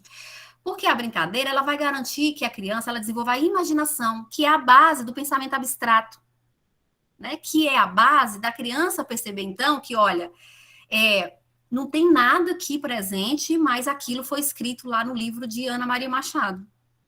O bolinho não tá aqui, os bichos não estão aqui, mas a história tá lá escrita por Tatiana Belink. A escrita representa o pensamento. Então, assim, a educação infantil, ela tem a função de desenvolver a imaginação, o pensamento, a fala, a memória, né? Essas funções básicas para que a criança desenvolva a leitura escrita. Aí, o que a gente faz? A gente não desenvolve imaginação, memória, fala, pensamento da criança na educação infantil, porque a gente coloca ela sentada, porque aí vem todo um monte de pedagogos da infância dizendo que desenvolve isso, né? Na interação, no movimento, na expressão, na brincadeira, nananana. E a gente senta na cadeira, dá um livro didático e manda fazer lá aquelas letrinhas. O que está acontecendo? Eles estão lendo melhor? Eles estão escrevendo? Porque não é isso que o SAEB está dizendo, né?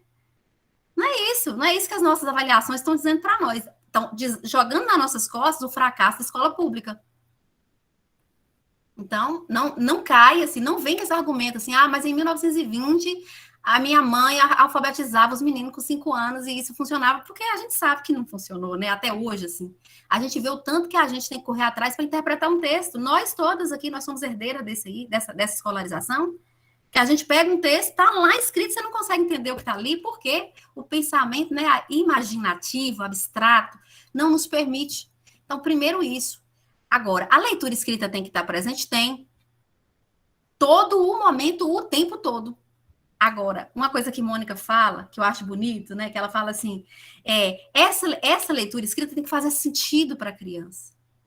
E sim, a leitura escrita é uma coisa que é central para o professor e a professora. É o professor e a professora que domina, já desenvolveu a leitura escrita. Então, ele vai funcionar como uma espécie de andaime, né? Eu leio e escrevo, então eu estou aqui mostrando para vocês o tempo todo como é que lê, como é que escreve, né? Então, assim, acho que Leila vai trazer alguns exemplos, eu nem vou entrar, mas é lendo e escrevendo tudo. Só uma coisinha que talvez é uma coisa que eu tenho que falar. Leila fez lá, né? O que as crianças, qual foi o exemplo que Leila deu aí, gente? Escolher os alimentos para morder. E as crianças começaram a falar, olha, tia Leila, lá no áudio, né? Com o dente tal, o dente caiu, o dente ficou mole, então por isso eu acho que, né, que é porque é dura, a cenoura é dura. Ok. Essas falas das crianças, elas podem ser escritas. A gente digitar, levar depois para uma roda de conversa, deixar disponível, ter sempre um lugar ali no nível de visão da criança, né, pastas com essas coisas escritas, para que as crianças tenham acesso. Olha aquilo que você falou, está escrito. Porque é algo que a gente não faz na educação infantil. A gente até leva a parlenda, a gente leva a música, a gente leva o cartaz, mas não o que as próprias crianças falam, que é o que a documentação pedagógica pressupõe. Na documentação pedagógica está lá registrado o que as crianças disseram sobre o desenho, o que as crianças disseram sobre, né? Porque é exatamente para que a criança ela desenvolva o primeiro pressuposto da alfabetização, que é compreender que aquilo que eu falo pode ser escrito. Então, para mim, a função é essa. Agora, aquela função de ficar lá ensinando, sobe, desce, corta, 3 dias, aquelas atividades grafomotoras, né, de que, na verdade, é só cobrir pontilhado, não tem mais sentido na educação infantil. Do ponto de vista teórico das pesquisas desenvolvidas nesse país, não tem. É um pouco por aí. E aí, como exemplo, eu vou ler um trecho aqui de uma pesquisa, né, que fala de uma experiência observada em uma escola privada de São Paulo com crianças de 2 e 3 anos. A professora perguntou quem havia feito a tarefa de casa, que era para recortar palavras com a letra M. Das 6 crianças em sala, 3 fizeram a tarefa. A professora pegou as palavras que as crianças trouxeram, leu e depois pediu para que cada uma desse 2 palavras para o amigo que não havia feito a lição. Depois, ela escreveu a letra M no quadro, disse como deveriam fazer. Sobe, desce. Deu uma folha em branco para cada criança, passou cola e pediu que colassem as letras que haviam trazido. Ao final, passou de carteira em carteira e escreveu com a canetinha a letra M e pediu que as crianças copiassem a letra M no restante da folha.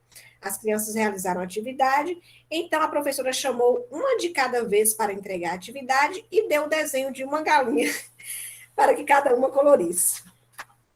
Eu acho que esse trecho aqui dessa pesquisa, né, dessa observação que foi feita, registra muito bem o que não deve ser leitura escrita na educação infantil, né?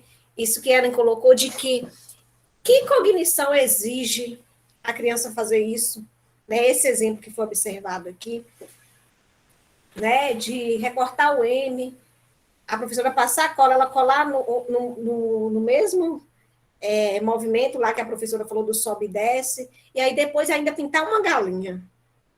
Né? Que trabalho intelectual exige, que pensamento exige da criança? Né? Já que a gente não ensina, mas por que a gente insiste muitas vezes de que essas atividades, essa é a forma da criança desenvolver, da criança aprender? E aí, agora com a questão remota, né, a gente conversando, a gente percebe o quanto que a importância de adultos letrados, né, de uma escola que tem essa cultura, como a Erin falou, né, de adultos que o tempo todo dominam o sistema da escrita, né, é importante.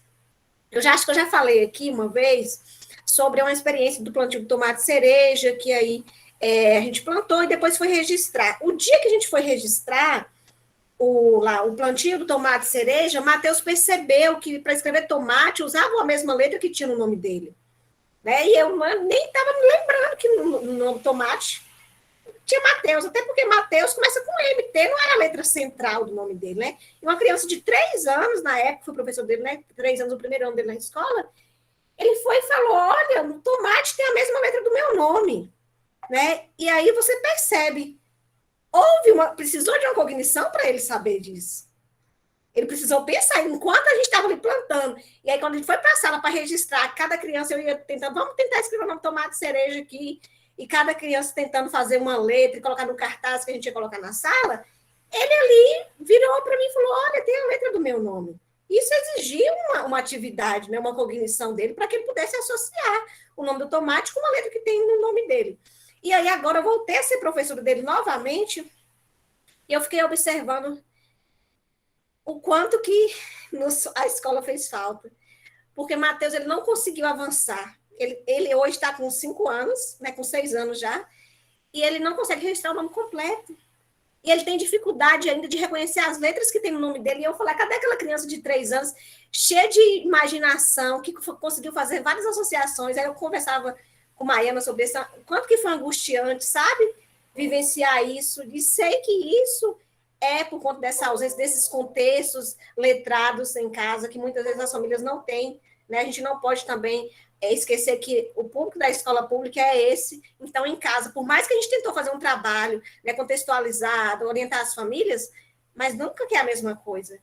E aí eu fiquei muito triste, eu falei, meu Deus, o quanto que aquela criança que era, né, imaginava, criava, usava seu pensamento, o quanto que ela regrediu no sentido de não fazer mais essas articulações, sabe? Aquela criança que acho que perdeu essa questão, perdeu ou foi desestimulada, não vou dizer perdeu não, né? Foi desestimulada a questionar, a perguntar. E aí, eu tinha notado várias coisas aqui, mas eu acho que só para dizer que Aí Maiana foi e me falou, né, para acalmar, ela falou assim, olha, isso nos mostra o quanto nós somos indispensáveis, o quanto os professores e o quanto a escola é indispensável. Isso nos mostra que os pais, as famílias, que o homeschool, por exemplo, jamais vai ser capaz de substituir o nosso lugar. E aí, pensando a leitura e a escrita, principalmente, eu lembro que eu dialoguei com ela sobre algumas questões, alguns projetos, e aí muitas questões da escrita, as famílias cobram, né? Só que, ao mesmo tempo, a gente vê nos devolutiva algumas famílias que não têm o processo de alfabetização, que, por exemplo, quando a gente pedia, escreva com as crianças, tal, a própria família não domina essa questão, né? E aí acaba correndo o risco daquilo do escrever errado. Então, todas essas questões da própria mediação, né?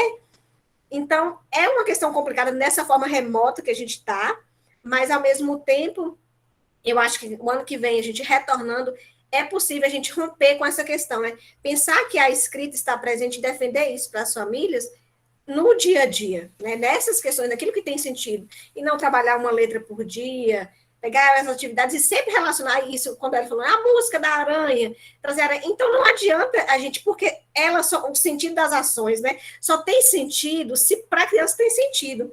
E aí, pensando na importância da escrita, se a gente não explica para a criança por que a gente escreve, por que a gente registra, por que tem agenda, né?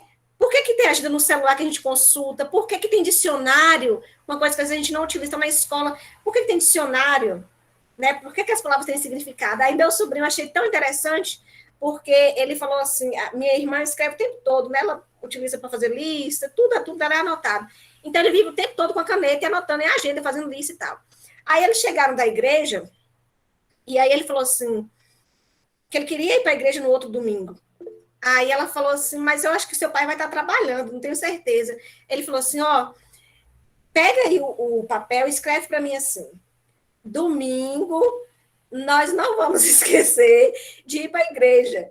E aí ela escreveu, domingo, quando o papai chegar da roça, nós vamos para a igreja. E aí colou no guarda-roupa dele e ficou lá, para não esquecer. Ou seja, ele percebeu, porque minha irmã tem esse hábito tanto de escrever, de colar as coisas e tal, então ele percebeu ali que a escrita, né, o sentido, o significado da escrita, o adulto precisa mostrar para a criança. Né? Então, ele percebeu que escrevendo, que o papel, que aquilo que está registrado no bilhete, ele comunica alguma coisa. Ele não é estéreo. A gente não escreve porque quer escrever, né?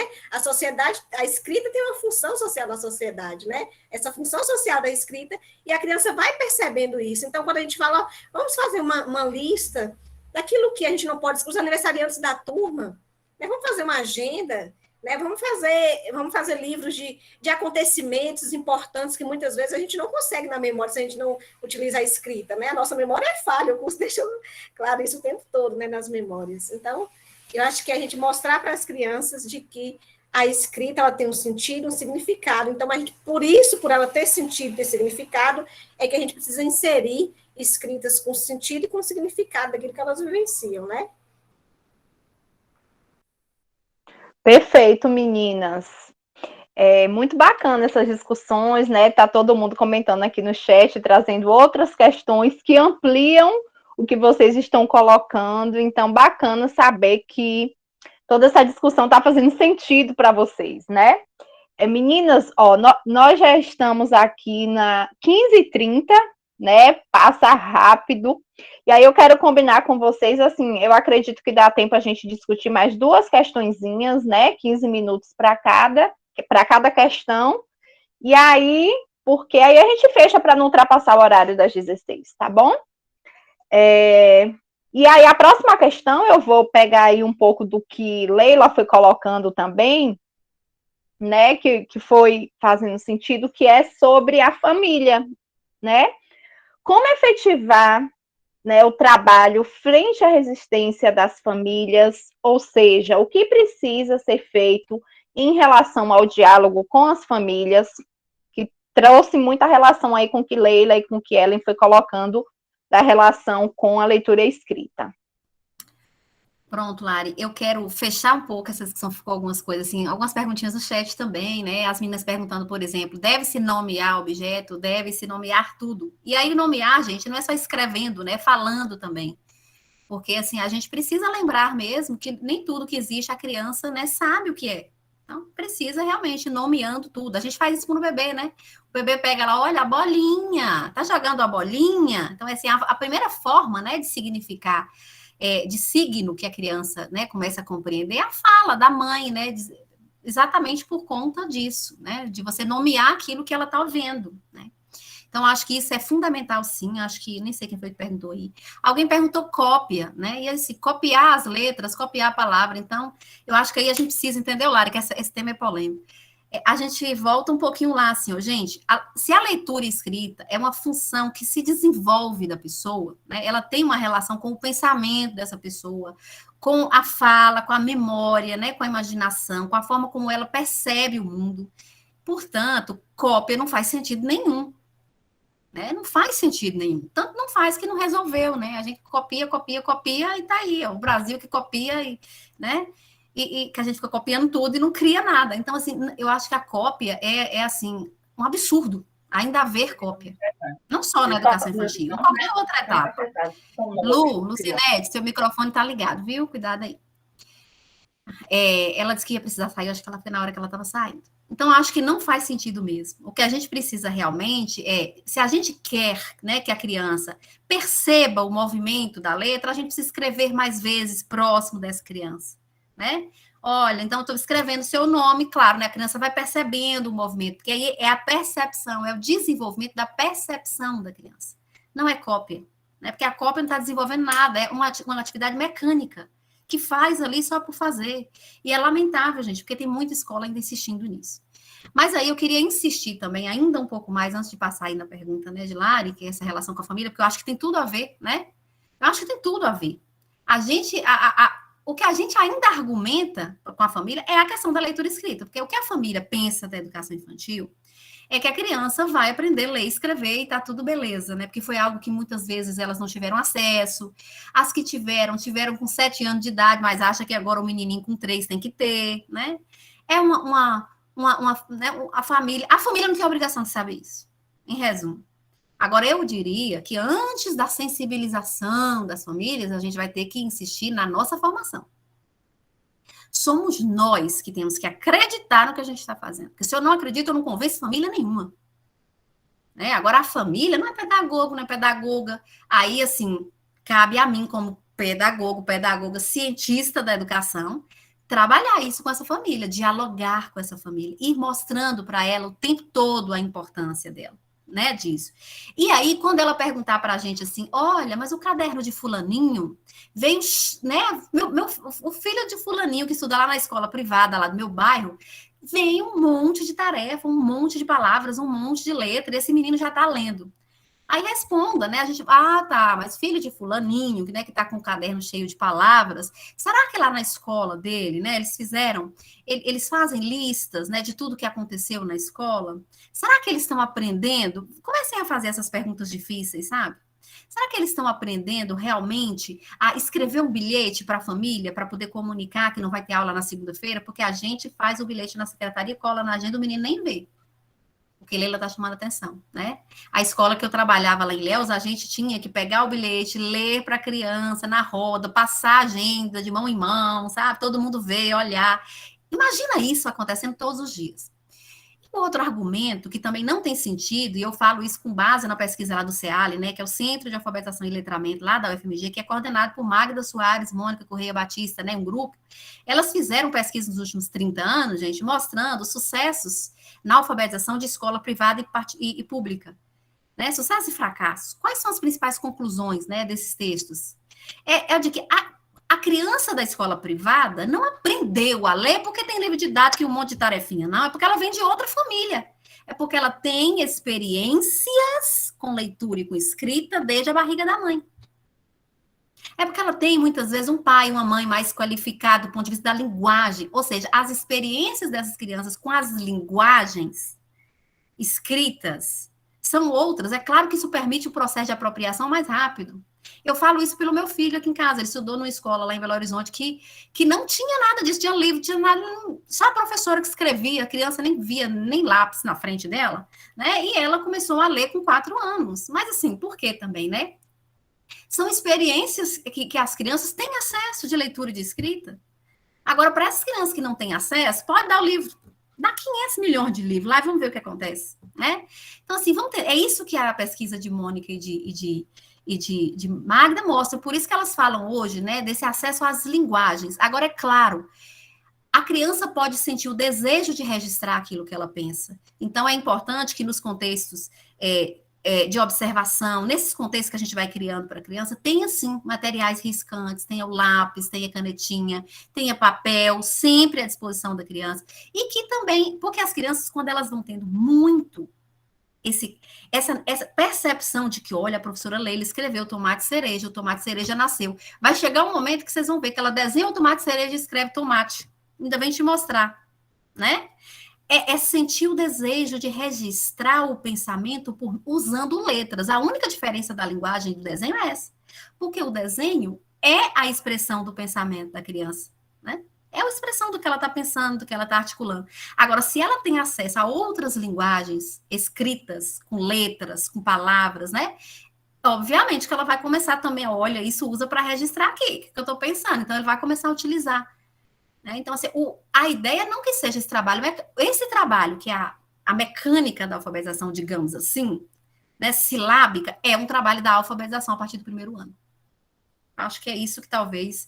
E aí, Lara, eu acho que eu já respondi também, a questão da relação com a família passa por isso, então não tem outra chave, gente, é dialogar com elas e mostrando para elas a importância disso. Não é aquela reunião burocrática só para falar de fila, para falar da roupa que está vindo suja, né?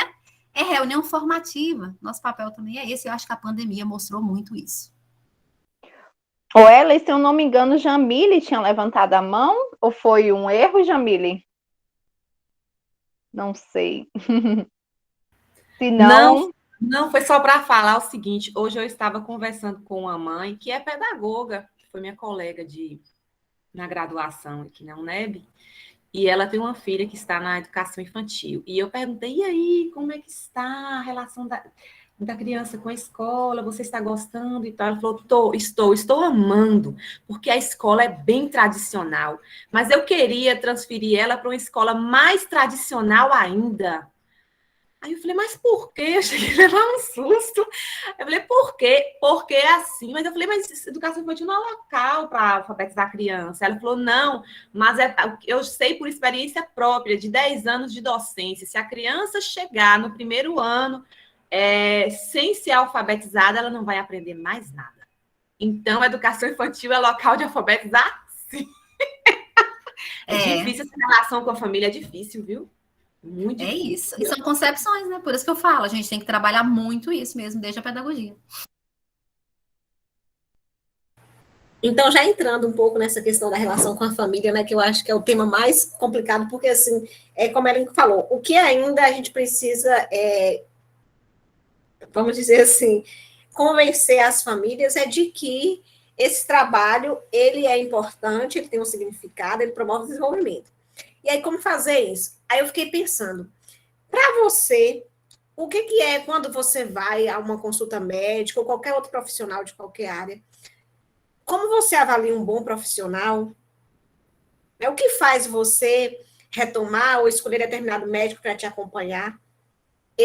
No meu caso, é quando aquele profissional me esclarece e explica o porquê de cada coisa. Se eu chego para ir um consultório que a pessoa não me explica o porquê que ele está passando aquela medicação, por que eu estou sentindo determinada... Se ele não me explica o porquê, para mim, ele não serve. Né? Essa, pelo menos, é a minha concepção. E eu acho que muitas pessoas tendem a falar, nossa, quando vai em uma consulta que o médico, né, esclarece o passo a passo, o porquê dessa medicação, o porquê que você está sentindo isso, o que causou e o que pode reverter aquilo, todo mundo retorna e a gente compreende, você toma consciência daquilo e, de fato, muda suas atitudes e tal para melhorar. Aí eu fico pensando da mesma forma. Por que a gente fala, mas as famílias querem. Eu acho que a gente não pode usar mais isso como desculpa para trabalhar atividades xerocopiadas, por exemplo. Né? É uma coisa que eu penso e que eu tenho exercitado fazer muito com as famílias. Não podemos usar mais como desculpa. Eu faço porque, se eu não fazer, as famílias pedem o tempo todo. As famílias pedem, inclusive as minhas famílias também pedem. A mãe mandou um áudio falando assim, essa semana, professora, será que não tinha como você mandar umas atividades impressas assim, que tivesse mais lógica, a palavra que ela usou foi essa, que tivesse mais lógica. Aí eu estava rindo com minha colega, né, de turma, que eu falei, nossa atividade não tem lógica nenhuma, porque para ela, a escrita que a gente propõe em casa não tem lógica, por quê? Porque necessita primeiro de uma ação, de uma atividade da criança, para depois ter o registro. E aí eu fui responder, eu falei, olha, mas se você observar todas as nossas propostas da semana, o registro está presente, todas têm a escrita presente.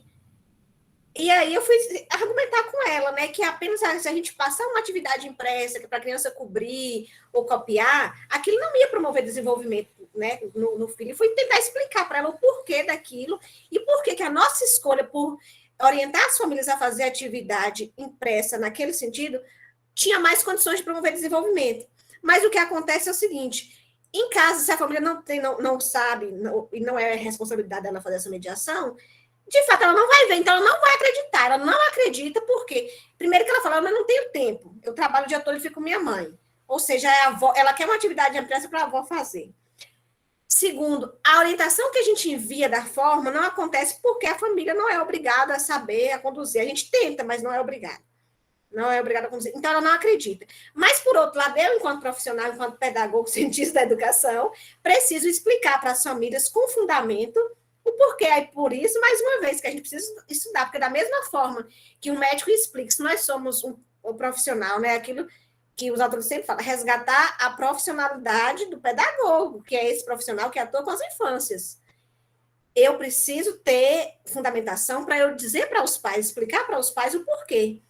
Isso que ele falou, se eu não acredito, né, se eu não sei o que promover contexto de brincadeira, se eu não sei o que é a escrita, né, com significado, que é a escrita com significado,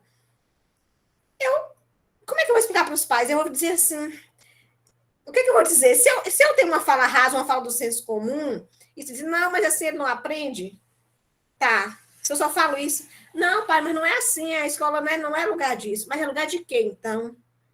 Né? Eu preciso explicar com fundamentação para que o pai me respeite enquanto profissional e perceba que eu tenho, que é diferente, que eu sou diferente de uma babá. Eu preciso dar uma resposta para ele que aquela pessoa lá que ele fala, porque agora tá assim de cursinho, ó, que eles falam assim, várias mães falam assim, minha filha tá no cursinho, eu falei, tá no cursinho, tá com a menina lá do bairro. Ele precisa perceber que esse cursinho, essa pessoa lá do bairro, né, não sei quem é, por exemplo, ele precisa perceber que nós, professores que estamos ali na sala, nós temos uma diferença de alguém que está dando um reforço.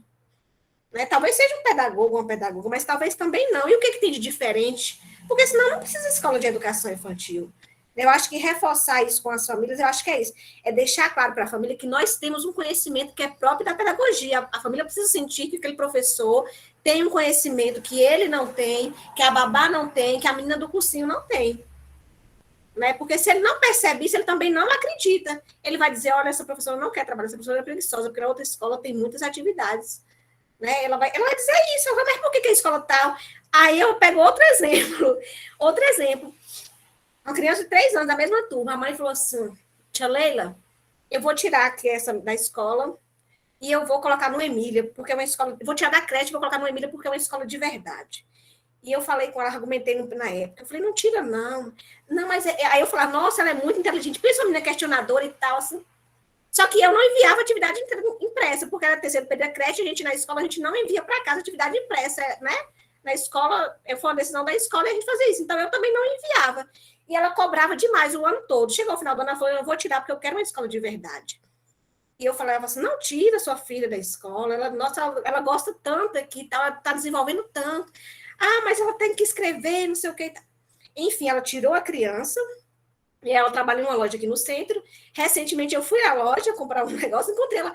E aí ela foi me dizer, ela foi falar assim, que o maior arrependimento dela foi ter tirado, que se ela pudesse voltar no tempo, que ela não teria tirado, porque os relacionamentos são outros, né, que a filha dela, tipo assim, ela não percebeu aquele avanço, a forma de falar da escola é diferente, várias coisas que ela foi pontuando, que eu tenho vontade de falar assim, nossa, você lembra que eu te falei, né, que deixasse a criança que permanecesse, porque os pais estão, e a gente precisa tentar convencer, muitas vezes a gente não consegue, né, eu tentei, ela não consegui, ela fez outra escolha, e ela falando de como que ela arrepende porque a forma que a criança estava desenvolvendo na escola, ela achava que, tipo, cada dia vinha. Então, ela percebeu nesse sentido de que coisas que a gente promovia na escola, que aparentemente não era leitura e escrita, promoviam o desenvolvimento. Né? Então, eu acho que a questão da família mesmo é diálogo, insistir em diálogo, e sempre fazer o seguinte, vai ter uma reunião com os pais, igual a Ellen falou, a gente é muito falha, a gente vai falar dessas questões burocráticas. Vamos escolher um artigo, vamos escolher um texto para a gente ler e estudar antes, e citar mesmo, olha, essas pesquisas que, por exemplo, ela citou aí uma pesquisa que mostra esse nível de leitura e escrita com crianças de escolas públicas e privadas. Por que não estudar e ler e mostrar resultado de pesquisa científica para as famílias que demonstram isso? Com certeza, elas vão confiar muito mais, né, na nossa fala, no nosso posicionamento. Então, eu acho que a resposta para isso é não aceitar dizer que a gente passa cópia porque os pais pediram, e também não aceitar, não dialogar, não explicar, né, o porquê que isso não é o correto. Acho que é isso. Ellen, você quer colocar mais alguma coisa sobre esse ponto? Quero, Lari, porque eu acho que essa questão é fundamental, né? E aí também, assim, não esgotando, porque a gente não vai conseguir esgotar, mas uma pergunta que vocês fizeram lá é sobre a questão dos relatórios, né? Que eu acho que isso também tem a ver, né? É assim, o que eu também mostro para as famílias? Esse meu relatório fala o quê? Comunica o quê para as famílias? Aí Leila falou aí, imagina uma reunião de pais que você, professora, comece lá a mostrar fotos do que as crianças fizeram com a sua análise ali embaixo. Então, assim, eu acho que também a função do relatório, né, é tornar visível a aprendizagem e o desenvolvimento das crianças naquele contexto. Aí eu acho, Leila, que também entra na outra falha, né? É a forma como a gente avalia. Não é avaliar a criança, né? Eu tive a oportunidade de conversar um pouquinho com o Jamile e com o Val nos últimos dias, mas não é avaliar a criança, né? O que a gente avalia é o que nós estamos oferecendo para que a criança se desenvolva e como é que a criança tem participado disso. Imagina a gente mostrar isso a cada reunião. Sabe aqueles plantões pedagógicos que a gente só fala? Ou pedagogos e pedagogas. Gente, a gente tem que parar de falar e mostrar. Evidências, sabe? Evidências do nosso trabalho. Então, se a gente tem essas fotos, se a gente constrói esse relatório ali digital, que não precisa nem imprimir, né? E manda isso para a família, a gente já está fazendo, primeiro, né? Tornando visível o nosso trabalho. Segundo, tornando visível as formas de participação daquela criança. Terceiro, produzindo documentos de que nós estamos fazendo um trabalho, né? Um trabalho autoral, que, Leila, eu bati palmas aqui para você, porque eu acho bravo, sabe? Um pedagogo e uma pedagoga que termina o curso de pedagogia aqui com a gente, né? E depois vai dar aula de reforço na educação infantil, não merecia nem ter o diploma de pedagogo e pedagoga, gente. Reforço de quê? O que a gente está reforçando com as crianças da educação infantil de 0 a 5? Se for para ler histórias, contar, ler livro, promover, né, experiências interessantes de observação, ótimo. Mas a gente sabe que não é isso que eles estão fazendo lá. No fundo, gente, no fundo, isso aí tá lá na nossa raiz de manter todo mundo quietinho, obediente e fazendo só aquilo igual para todo mundo. Essa fala que Jamile, por exemplo, trouxe para nós da colega, tem a ver com isso. Aí a gente tem que parar para pensar assim, então, o que espera dessas crianças da educação infantil, né? São crianças que vão passar a vida inteira, então, engraxando sapato? Porque a gente tem que pensar nisso. O que se espera das crianças, sabe? O que se espera? Porque essa pedagogia da cópia, né, de cobrir pontilhado, por exemplo, não é ingênua, não, tem intenção, sim. Tudo isso tem intenção.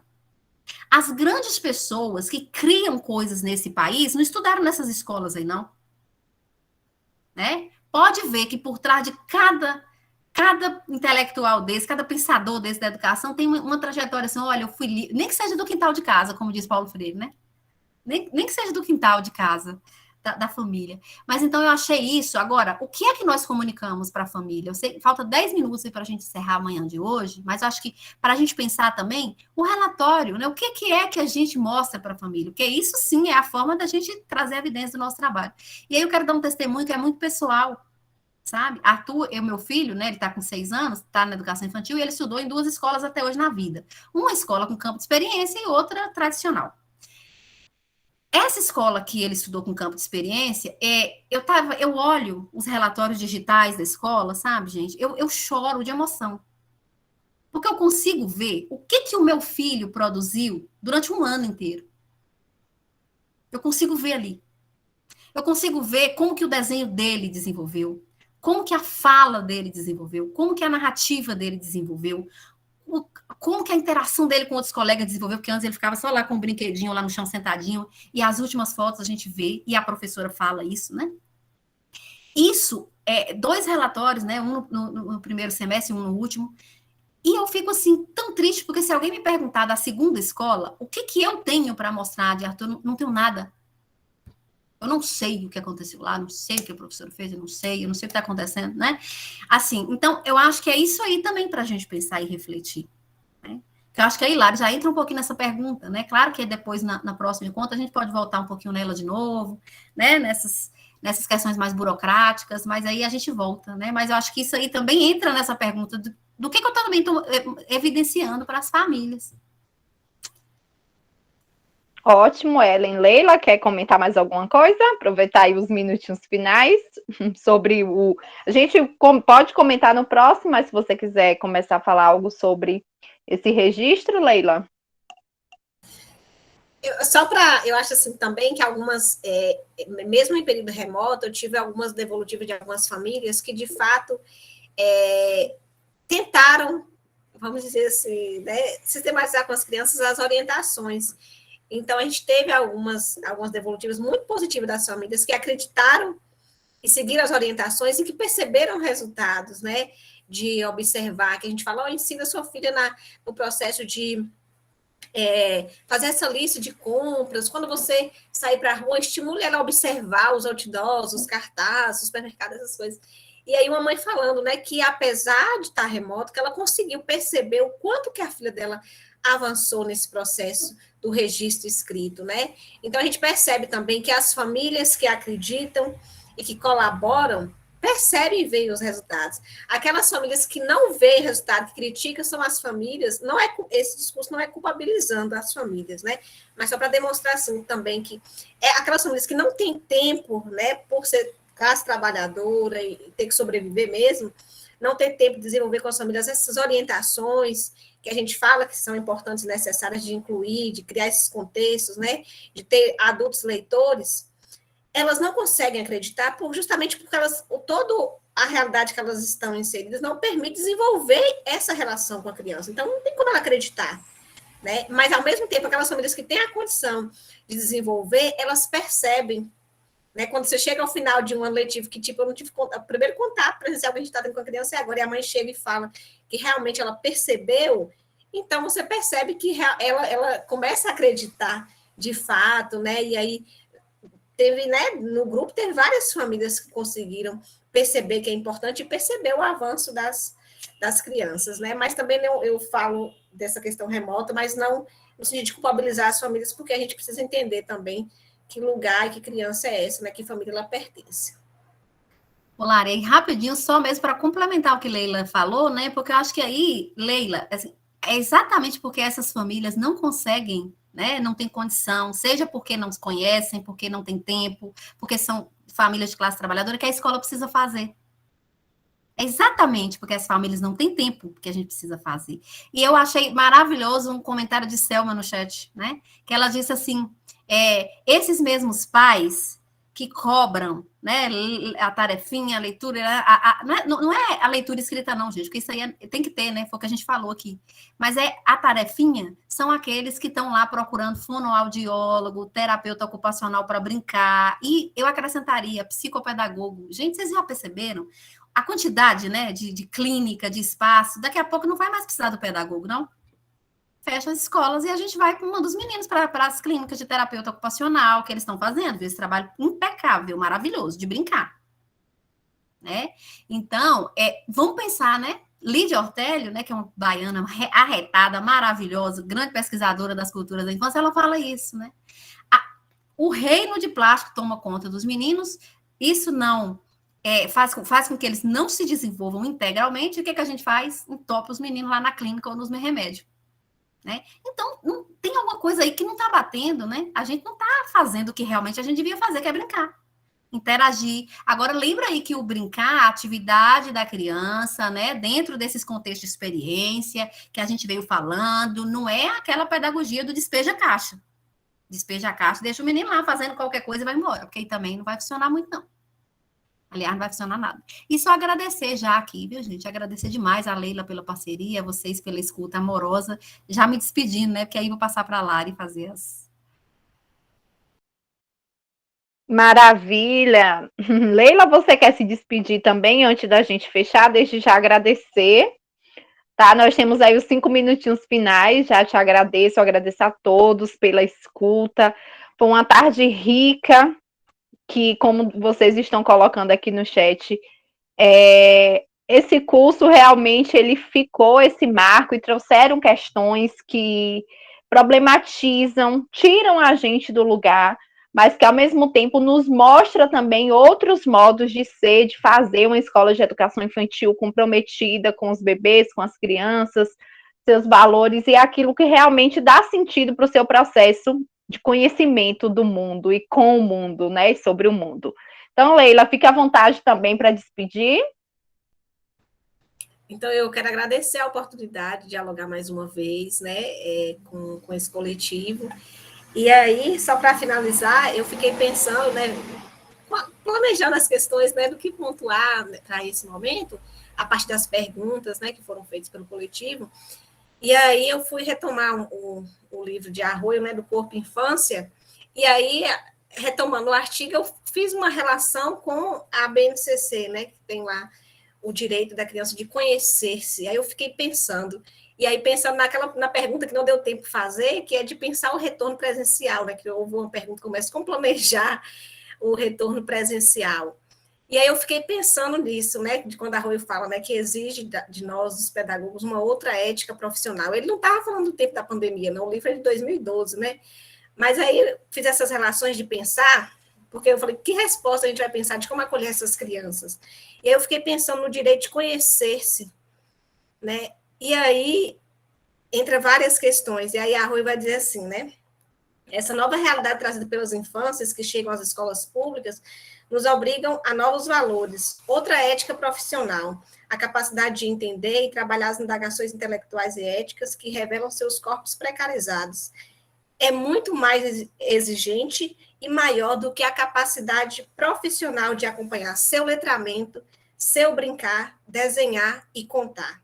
Somos obrigados a entender mais sobre a dor, sobre o sofrimento, a angústia, a agressão e as violências sofridas pelas crianças em suas vidas e seus corpos precarizados, do que sobre o futuro e as promessas de felicidade.